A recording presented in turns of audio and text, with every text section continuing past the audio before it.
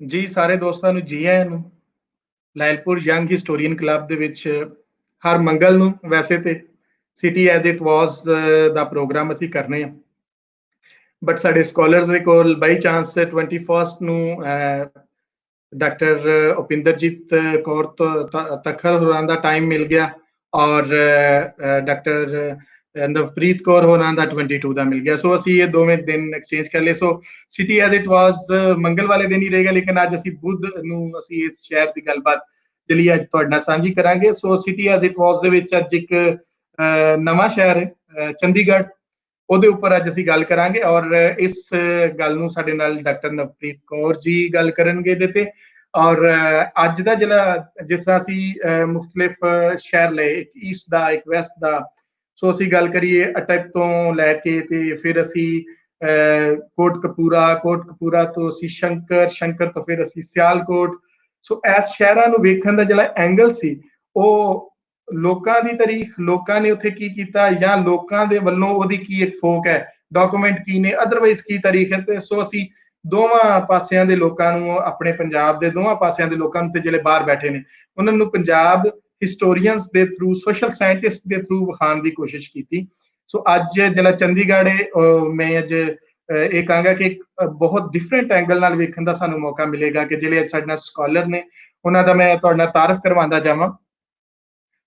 और बहुत इंटरेस्टिंग कि डॉक्टर नवप्रीत कौर जिन्हें इस वक्त ICSSR post doctoral fellow department of political science Punjab university Chandigarh ने रिसर्च की अगर गल करिए तो रिसर्च इन्हों की जी है बड़ी इंटरेस्टिंग मेरे वास्ते कि दल स्टडीज के नाल आर्कीटैक्चर, कास्ट बेस्ड, फिर इन्होंने चाइल्डहुड जी है बच्चों की अर्बन कंटैक्स के विजुअल कल्चर ऑफ गर्ल्स। सो इन्हों का जो आर्ट और जो इन्हों का स्टडी है आर्कीटैक्चर की और गर्ल्स की और उत्थे जी डिफरेंट उत्थे दी जी शहर का एक मुहांदरा बनता है वो हवाले नाल इन्हों की एक बहुत डिफरेंट जी है ना वो स्टडी है। इस तरह ही इन्हों का हुण रीसेंट जो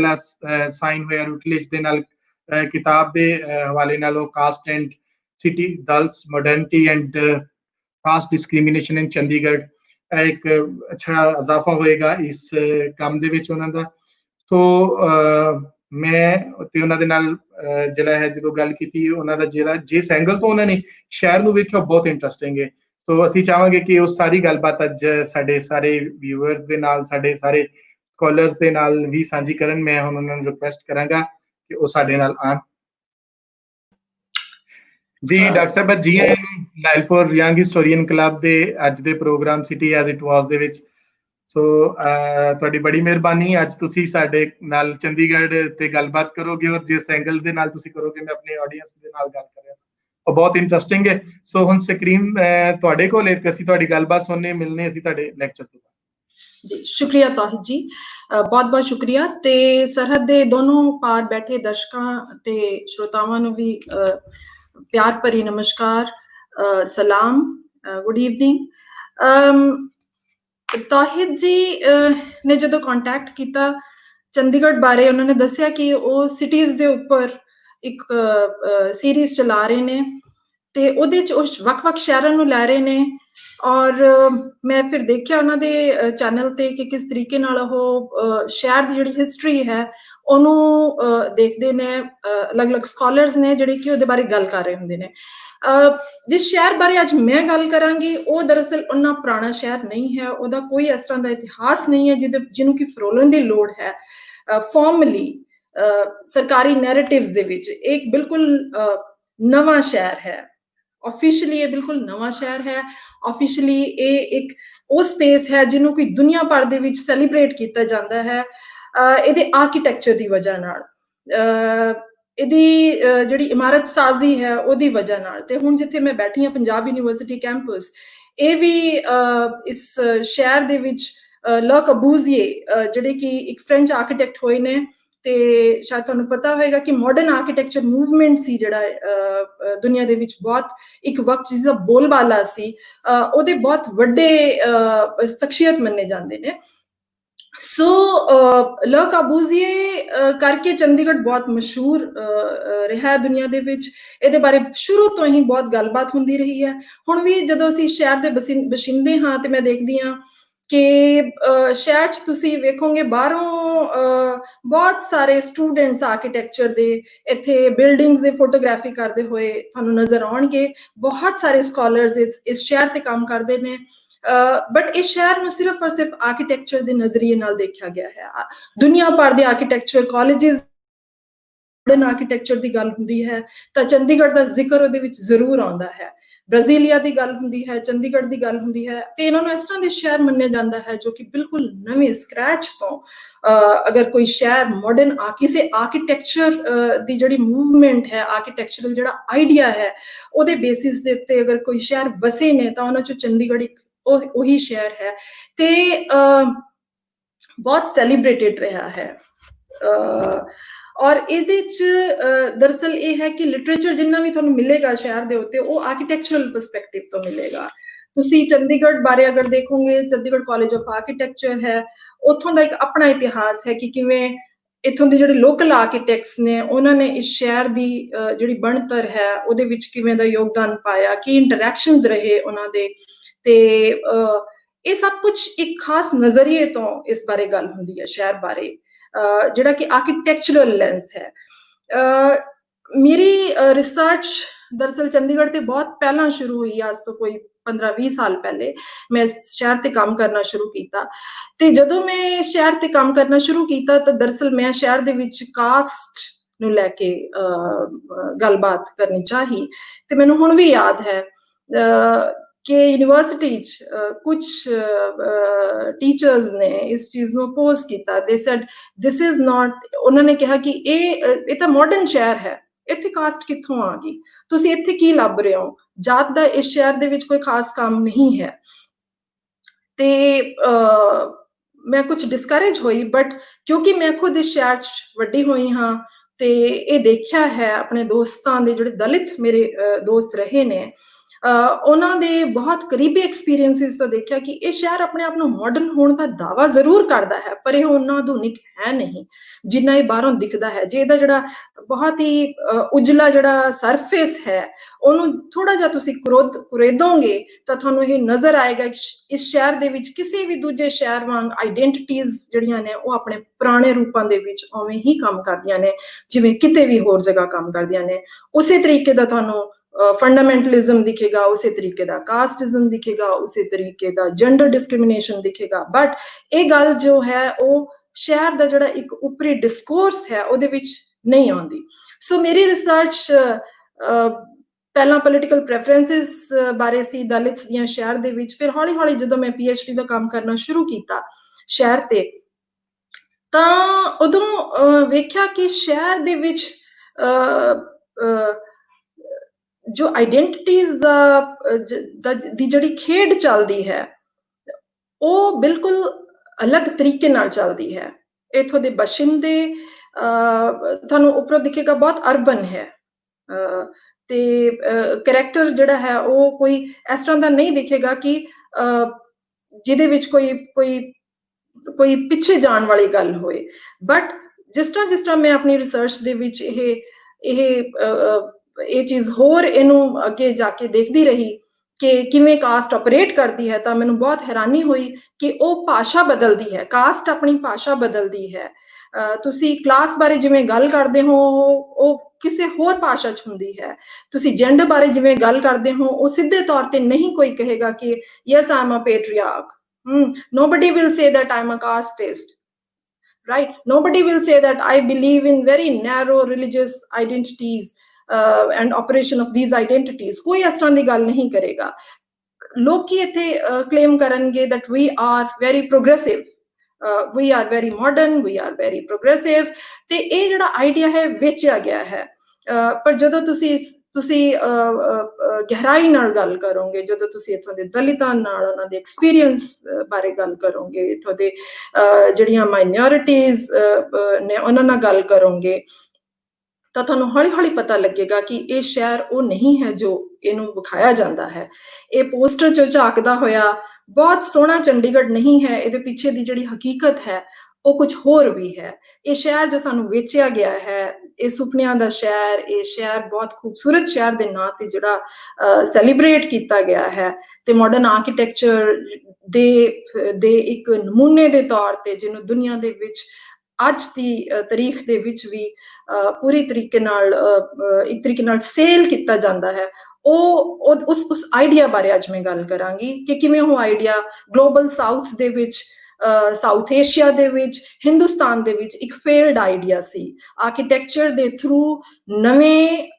ਤੌਰ ਤਰੀਕੇ ਦੀ ਅਰਬਨਾਈਜੇਸ਼ਨ ਨੂੰ ਲੈ ਕੇ ਆਉਣਾ ਤੇ ਉਹਦੇ ਨਾਲ ਇਹ ਤਰਕ ਦੇਣਾ ਕਿ ਇਸ ਤਰ੍ਹਾਂ ਦੇ ਜਿਹੜੇ ਸ਼ਹਿਰੀਕਰਨ ਨੇ ਉਹ ਸਾਨੂੰ ਸਾਡੀਆਂ ਜਿਹੜੀਆਂ ਪਿੱਛੇ ਲੈ ਕੇ ਜਾਣ ਵਾਲੀਆਂ ਰਿਗਰੈਸਿਵ ਆਈਡੈਂਟੀਟੀਜ਼ ਨੇ ਉਹਨਾਂ ਤੋਂ ਮੁਕਤੀ ਦਵਾ ਦੇਣਗੇ। ਸੋ ਮੇਰਾ ਜਿਹੜਾ ਕੰਮ ਹੈ ਉਸ ਚੀਜ਼ ਨੂੰ ਫਰੋਲ ਕੇ ਦੇਖਦਾ ਹੈ ਤੇ ਉਸ ਨੂੰ ਕੁਐਸਚਨ ਵੀ ਕਰਦਾ ਹੈ। ਚੰਡੀਗੜ੍ਹ, ਜਿਵੇਂ ਮੈਂ ਪਹਿਲੇ ਦੱਸਿਆ ਕਿ ਲ ਕਾਬੂਜ਼ੀਏ ਦਾ ਇੱਕ ਬਹੁਤ ਵੱਡਾ ਸ਼ਾਹਕਾਰ ਮੰਨਿਆ ਗਿਆ ਹੈ, ਤੇ ਮਾਡਰਨ ਆਰਕੀਟੈਕਚਰ ਮੂਵਮੈਂਟ ਜੋ ਸੀ ਉਹਦੇ ਬਹੁਤ ਵੱਡੇ ਇੱਕ ਸ਼ਖਸੀਅਤ ਮੰਨੇ ਗਏ ਨੇ ਲ ਕਾਬੂਜ਼ੀਏ। ਤੇ ਮਾਡਰਨ ਆਰਕੀਟੈਕਚਰ ਮੂਵਮੈਂਟ ਬਾਰੇ ਮੈਂ ਥੋੜਾ ਜਿਹਾ ਦੱਸਦਾ ਕਿ ਇਹ ਆਰਕੀਟੈਕਚਰ ਦੇ ਰੈਲਮ ਦੇ ਵਿੱਚ ਇੱਕ ਇਸ ਤਰ੍ਹਾਂ ਦੀ ਮੂਵਮੈਂਟ ਸੀ ਜੋ ਕਿ ਤੁਹਾਨੂੰ ਵੈਸਟ ਦੇ ਵਿੱਚ ਸ਼ੁਰੂ ਹੋਈ ਇਹ ਮੂਵਮੈਂਟ, ਤੇ ਤੁਹਾਨੂੰ ਪੁਰਾਣੀਆਂ ਜਿਹੜੀਆਂ ਪ੍ਰੀ ਡੈਮੋਕ੍ਰੈਟਿਕ ਜਿਹੜੀ ਇਰਾ ਸੀ ਉਸ ਤੋਂ ਕ੍ਰਿਸਚੀਅਨਿਟੀ ਦਾ ਜਿਹੜਾ ਪੀਰੀਅਡ ਸੀ, ਪੁਰਾਣਾ ਜਿਹੜਾ ਵੈਸਟ ਦੇ ਵਿੱਚ ਇੱਕ ਰਿਲੀਜਨ ਦੀ ਜਕੜ ਸੀ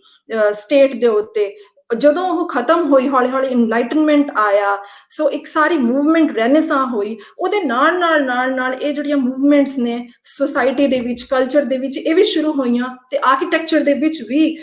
ਮਾਡਰਨਿਟੀ ਸੀ ਜਿਹੜੀ ਉਹ ਐਂਟਰ ਕਰਦੀ ਹੈ, ਤੇ ਉਹਦੇ ਨਾਲ ਆਰਕੀਟੈਕਚਰ ਵੀ ਜਿਹੜਾ ਹੈ ਉਹ ਸਟ੍ਰੇਟ ਲਾਈਨ ਆਰਕੀਟੈਕਚਰ ਹੋ ਜਾਂਦਾ ਹੈ। ਉਹਦੇ ਵਿੱਚ ਜਿਹੜੇ ਡੋਮਸ ਨੇ, ਜਿਹੜੇ ਆਰਚਿਸ ਨੇ, ਉਹ ਸਾਰੇ ਹੌਲੀ ਅਲੱਗ ਹੋਣੇ ਸ਼ੁਰੂ ਹੋ ਜਾਂਦੇ ਨੇ, ਹੌਲੀ ਮਿਟਣੇ ਸ਼ੁਰੂ ਹੋ ਜਾਂਦੇ ਨੇ, ਤੇ ਕਿਹਾ ਜਾਂਦਾ ਹੈ ਕਿ ਇਹ ਇੱਕ ਨਵੇਂ ਕਿਸਮ ਦੀ ਜਿਹੜੀ ਇਰਾ ਹੈ ਉਹਦੀ ਸ਼ੁਰੂਆਤ ਹੈ, ਜਿਹਦੇ ਵਿੱਚ ਕਿ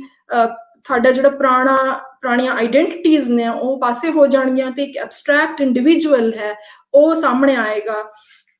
ਜੋ ਕਿ ਆਪਣੀ ਆਊਟਲੁੱਕ ਦੇ ਵਿੱਚ, ਜੋ ਕਿ ਆਪਣੀ ਸੋਚ ਦੇ ਵਿੱਚ ਬਹੁਤ ਹੀ ਪ੍ਰੋਗਰੈਸਿਵ ਹੈ, ਯੂਨੀਵਰਸਲ ਜਿਹੜੇ ਆਈਡੀਆਜ਼ ਨੇ, ਇਕੁਐਲਿਟੀ, ਲਿਬਰਟੀ ਵਗੈਰਾ ਦੇ, ਉਹਨਾਂ 'ਚ ਬਿਲੀਵ ਕਰਨ ਵਾਲਾ ਜਿਹੜਾ ਹੈ ਇੰਡੀਵਿਜੂਅਲ, ਉਸ ਦੇ ਉਦੇ ਦੇ ਨਾਲ ਅਸੀਂ ਇਸ ਆਰਕੀਟੈਕਚਰ ਮੂਵਮੈਂਟ ਜੋ ਹੈ ਉਹਨੂੰ ਐਸੋਸੀਏਟ ਕਰਦੇ ਹਾਂ। ਉਹਦੇ ਬੇਸਿਕਲੀ ਆਈਡੀਆਜ਼ ਇਨਲਾਈਟਨਮੈਂਟ, ਰੈਨੇਸਾਂ ਤੇ ਇਹਨਾਂ ਸਾਰੀਆਂ ਚੀਜ਼ਾਂ ਦੇ ਨਾਲ ਜੁੜੇ ਹੋਏ ਸੀ। ਸੋ ਇਹਦੇ ਵਿੱਚ Le Corbusier, Frank Lloyd right,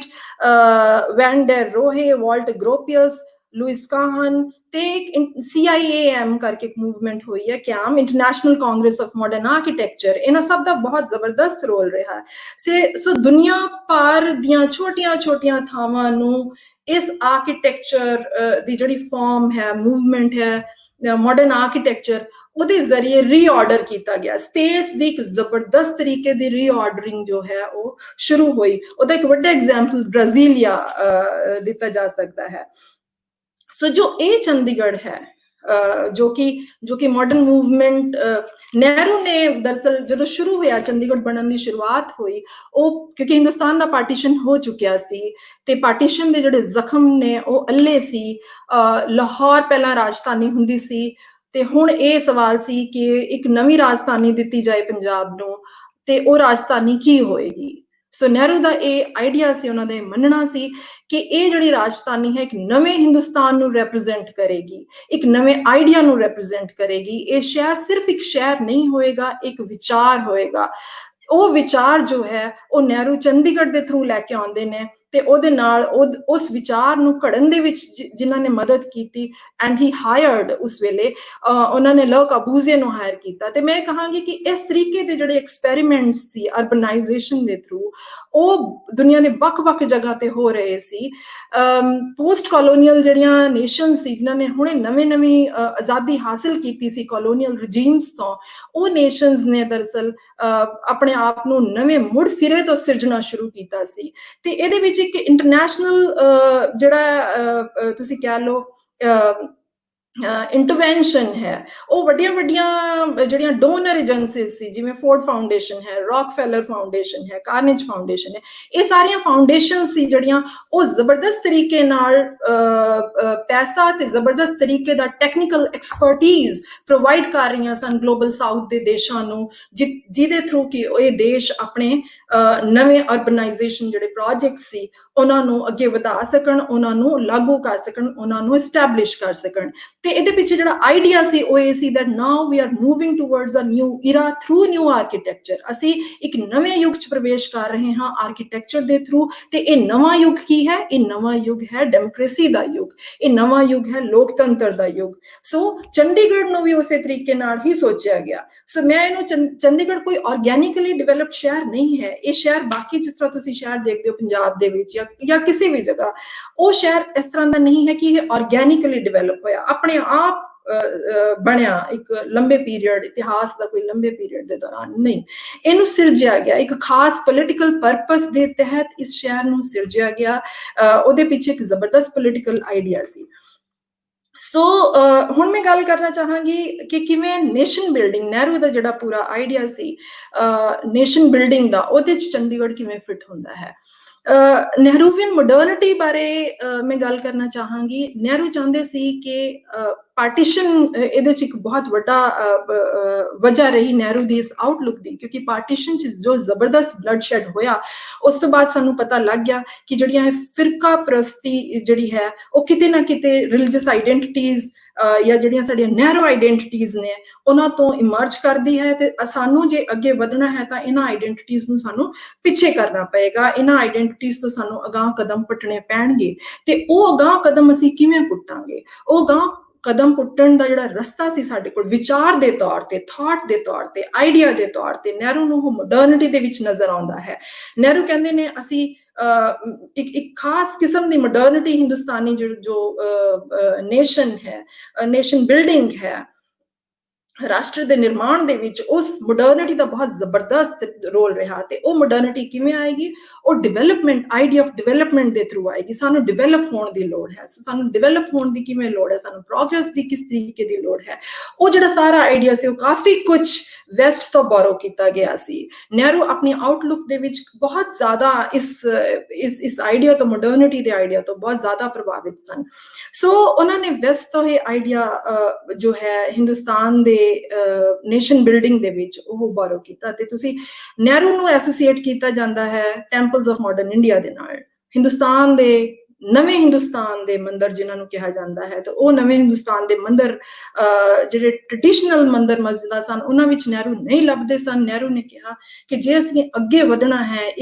ਇੱਕ ਨੇਸ਼ਨ ਦੇ ਤੌਰ ਤੇ, ਤਾਂ ਸਾਨੂੰ ਵੱਡੇ ਡੈਮਸ ਦੀ ਲੋੜ ਹੈ, ਸਾਨੂੰ ਬਹੁਤ ਹੈਵੀ ਇੰਡਸਟਰੀ ਦੀ ਲੋੜ ਹੈ, ਭਾਰੀ ਕਾਰਖਾਨਿਆਂ ਦੀ ਲੋੜ ਹੈ, ਸਾਨੂੰ 5 ਈਅਰ ਪਲਾਨਸ ਦੀ ਲੋੜ ਹੈ। ਸੋ ਨਹਿਰੂ ਨੇ ਇਹ ਸਾਰਾ, ਤੇ ਸਾਨੂੰ ਅਰਬਨਾਈਜੇਸ਼ਨ ਦੀ ਲੋੜ ਹੈ, ਸਾਨੂੰ ਇੱਕ ਨਵੇਂ ਕਿਸਮ ਦੀ ਸਿਰਫ ਅਰਬਨਾਈਜੇਸ਼ਨ ਦੀ ਲੋੜ ਨਹੀਂ ਹੈ, ਸਾਨੂੰ ਨਵੇਂ ਕਿਸਮ ਦੀ ਅਰਬਨਾਈਜੇਸ਼ਨ ਦੀ ਲੋੜ ਹੈ। ਜੇ ਤੁਸੀਂ ਨਹਿਰੂ ਦੀਆਂ ਉਸ ਵੇਲੇ ਦੀਆਂ 50s ਦੇ ਦੌਰਾਨ ਦੀਆਂ ਸਪੀਚਸ ਦੇਖੋਗੇ ਤਾਂ ਤੁਹਾਨੂੰ ਪਤਾ ਲੱਗੇਗਾ ਕਿ ਉਹ ਕਹਿੰਦੇ ਨੇ ਕਿ ਜਿਹੜਾ ਪੁਰਾਣਾ ਬ੍ਰਿਟਿਸ਼ ਕਲੋਨੀਅਲ ਆਰਕੀਟੈਕਚਰ ਹੈ ਉਹ ਸਾਡੇ ਲਈ ਇੱਕ ਵਿਰਾਸਤ ਛੱਡ ਕੇ ਗਏ ਨੇ, ਪਰ ਇਸ ਵਿਰਾਸਤ ਤੋਂ ਸਾਨੂੰ ਬ੍ਰੇਕ ਚਾਹੀਦੀ ਹੈ, ਅਸੀਂ ਬਿਲਕੁਲ ਇੱਕ ਨਵੀਂ ਰਾਜ ਐਂਟਰ ਹੋਵਾਂਗੇ। ਸੋ ਚੰਡੀਗੜ੍ਹ ਉਸ ਨੈਸ਼ਨਲਿਸਟ ਐਲਬਮ ਨੂੰ ਬਿਲੋਂਗ ਕਰਦਾ ਹੈ ਜਿੱਥੇ ਕਿ ਤੁਸੀਂ ਬਿਲਕੁਲ ਨੇਸ਼ਨ ਦੇ ਵਿੱਚ ਨਵੀਆਂ ਐਕਟੀਵਿਟੀਜ਼ ਹੋ ਰਹੀਆਂ ਸਨ, ਵੱਡੇ ਕਾਰਖਾਨੇ ਬਣ ਰਹੇ ਸਨ, ਵੱਡੇ ਡੈਮਸ ਐਸਟੈਬਲਿਸ਼ ਹੋ ਰਹੇ ਸਨ,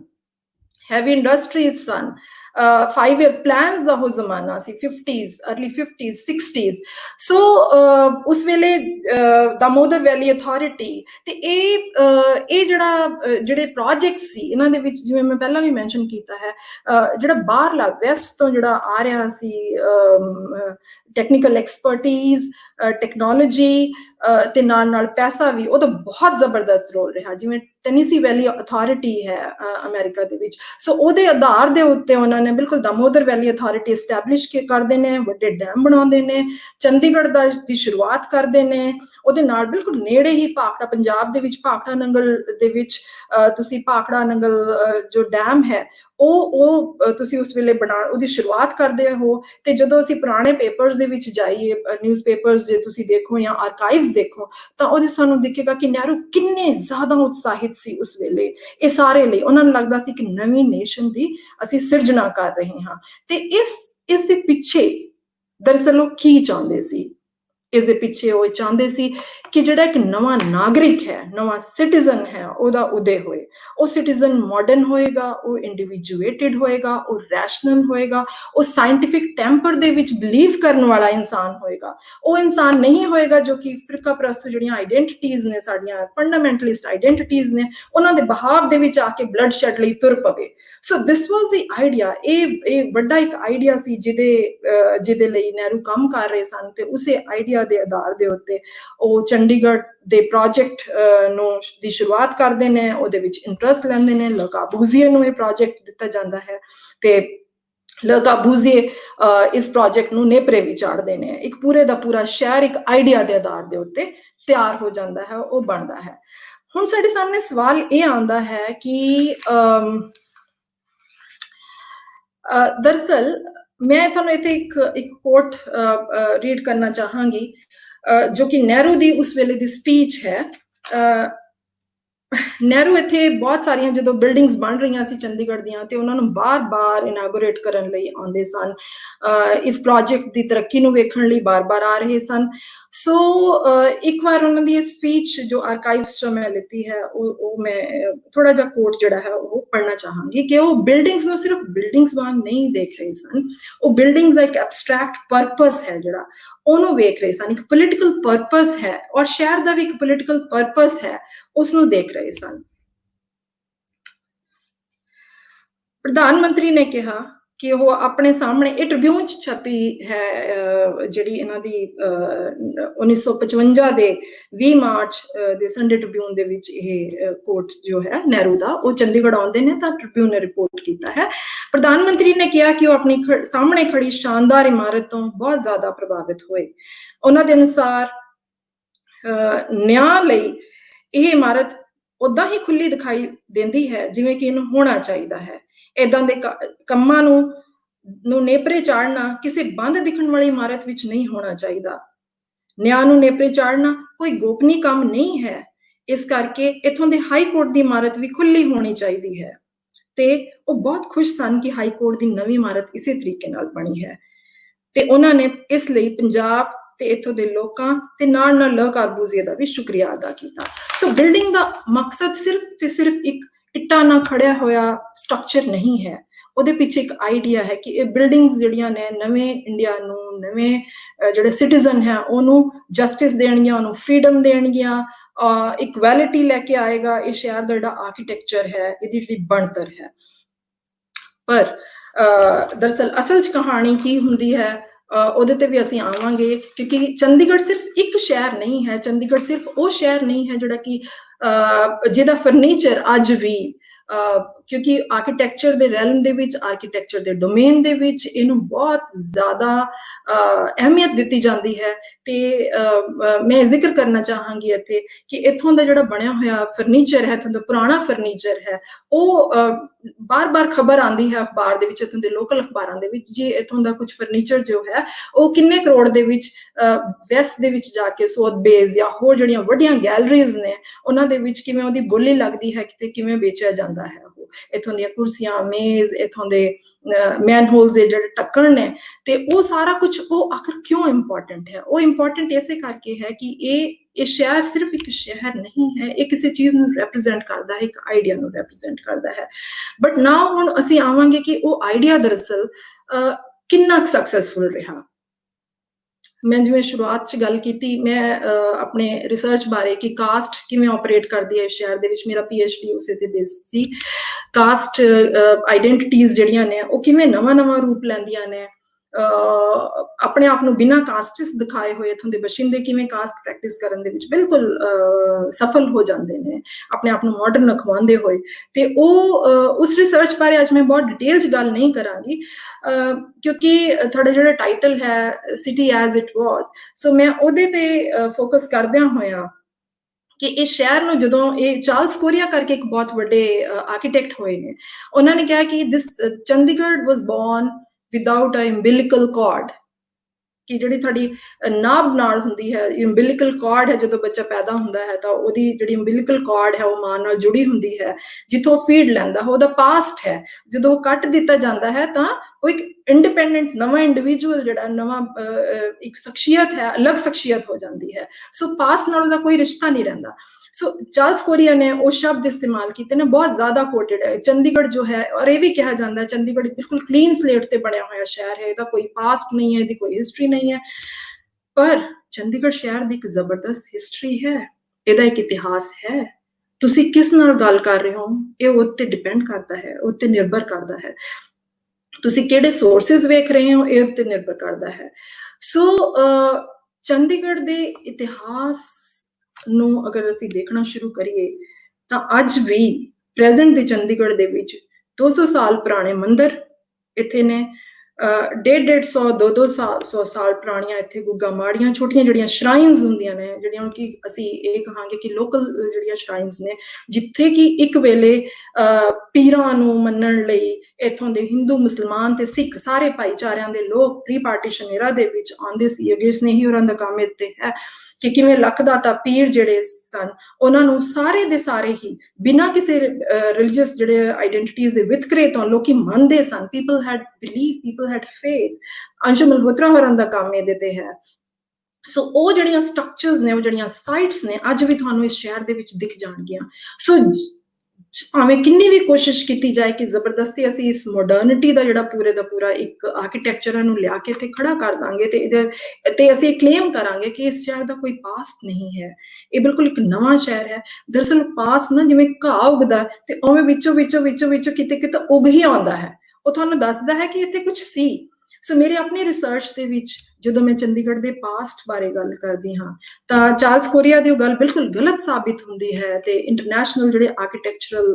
ਜਿਹੜੇ ਡਿਸਕੋਰਸਿਸ ਨੇ ਉਹਨਾਂ ਦੀ ਗੱਲ ਬਿਲਕੁਲ ਗਲਤ ਸਾਬਿਤ ਹੁੰਦੀ ਹੈ ਕਿ ਇਸ ਸ਼ਹਿਰ ਦਾ ਕੋਈ ਇਤਿਹਾਸ ਨਹੀਂ ਹੈ, ਇਹ ਸ਼ਹਿਰ ਬਿਲਕੁਲ ਨਵਾਂ ਵਸਿਆ ਹੋਇਆ ਸ਼ਹਿਰ ਹੈ। ਜਦੋਂ ਤੁਸੀਂ ਇੱਥੋਂ ਦੇ ਉਹਨਾਂ ਵਸਿੰਦਿਆਂ ਨਾਲ ਗੱਲ ਕਰਦੇ ਹੋ ਜੋ ਕਿ ਇੱਥੋਂ ਡਿਸਪਲੇਸ ਹੋਏ, ਜਦੋਂ ਚੰਡੀਗੜ੍ਹ ਬਣਿਆ, ਹੁਣ ਮੈਂ ਇਹ ਬਹੁਤ ਇੰਪੋਰਟੈਂਟ ਕੰਮ ਹੈ ਮੇਰਾ ਜਿਹੜਾ ਪਿੱਛੇ ਦਾ ਹੁਣ ਜਿਹੜਾ ਰੀਸੈਂਟ ਕੰਮ ਹੈ ਜੋ ਮੈਂ ਕੀਤਾ ਹੈ, ਉਹ ਚੰਡੀਗੜ੍ਹ ਬਣਨ ਦੇ ਦੌਰਾਨ ਕਿਵੇਂ ਲੋਕਾਂ ਨੂੰ ਡਿਸਪਲੇਸ ਕੀਤਾ ਗਿਆ, ਵੱਡੇ ਪੱਧਰ ਤੇ ਡਿਸਪਲੇਸ ਕੀਤਾ ਗਿਆ, ਕਿਸ ਤਰੀਕੇ ਨਾਲ ਡਿਸਪਲੇਸ ਕੀਤਾ ਗਿਆ, ਸਟੇਟ ਦੀ ਕੀ ਜ਼ਬਰਦਸਤੀ ਹੋਈ, ਉਸ ਨੂੰ ਲੈ ਕੇ ਮੇਰਾ ਇਹ ਕੰਮ ਹੈ।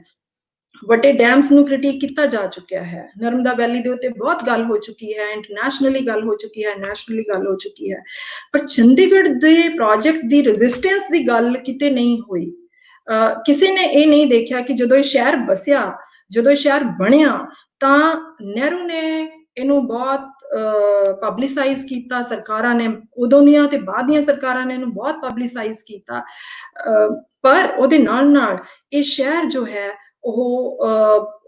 ਉਹਨੂੰ ਲੈ ਕੇ ਰੈਜ਼ਿਸਟੈਂਸ ਵੀ ਸੀ, ਇਹਦੇ ਆਈਡੀਆ ਨੂੰ ਲੈ ਕੇ ਰੈਜ਼ਿਸਟੈਂਸ ਸੀ, ਇਹਦੀ ਹੋਂਦ ਨੂੰ ਲੈ ਕੇ ਰੈਜ਼ਿਸਟੈਂਸ ਸੀ। 17,000 ਦੇ ਕਰੀਬ ਲੋਕ ਨੇ ਜਿਹੜੇ ਉਸ ਵੇਲੇ ਡਿਸਪਲੇਸ ਹੋਏ ਚੰਡੀਗੜ੍ਹ ਸ਼ਹਿਰ ਨੂੰ ਵਸਾਉਣ ਦੇ ਚੱਕਰ 'ਚ, ਤੇ ਇਹ ਇਲਾਕਾ ਸੀ ਜਿਹੜਾ ਉਹ ਪੌਣ ਦਾ ਇਲਾਕਾ ਸੀ। ਇਹ ਪੰਜਾਬ 'ਚ ਜਿਵੇਂ ਮਾਝਾ, ਮਾਲਵਾ, ਦੁਆਬਾ ਮੰਨੇ ਜਾਂਦੇ ਨੇ, ਤੇ ਉਵੇਂ ਇਹ ਜਿਹੜਾ ਇਲਾਕਾ ਹੈ ਇਹ ਪੌਣ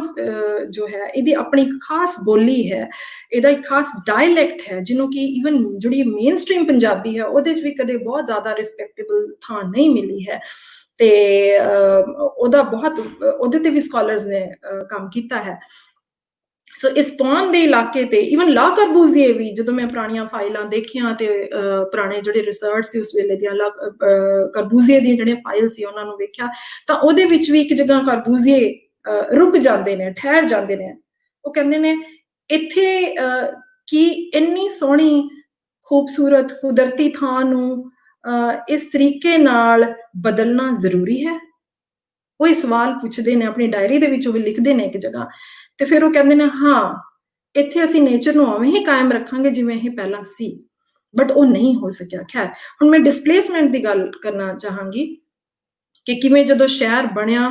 ਤਾਂ ਇੱਥੋਂ ਦੇ ਜਿਹੜੇ ਪੁਰਾਣੇ ਬਸ਼ਿੰਦੇ ਨੇ ਉਹਨਾਂ ਨਾਲ ਮੇਰੀ ਗੱਲਬਾਤ, ਬਹੁਤ ਪੁਰਾਣੇ ਨੇ ਜਿਹੜੇ, ਉਹਨਾਂ ਨਾਲ ਗੱਲਬਾਤ ਹੁੰਦੀ ਹੈ। ਕੁਝ ਉਹਨਾਂ ਚੋਂ ਲਾਈਵ ਨੇ, ਜ਼ਿਆਦਾਤਰ ਗੁਜ਼ਰ ਚੁੱਕੇ ਨੇ, ਬਟ ਇੱਥੋਂ ਦੇ ਜਿਹੜੇ ਉਜਾੜੇ ਗਏ ਬਸ਼ਿੰਦੇ ਨੇ ਉਹਨਾਂ ਦੀਆਂ ਜਿਹੜੀ ਥਰਡ ਪੀੜ੍ਹੀ ਹੈ, ਤੀਜੀ ਪੀੜ੍ਹੀ ਹੈ, ਉਹ ਵੀ ਅਜੇ ਤੱਕ ਕੋਰਟ ਦੇ ਵਿੱਚ ਕੰਪਨਸੇਸ਼ਨ ਲਈ ਕੇਸਿਸ ਲੜ ਰਹੀ ਹੈ। ਤੇ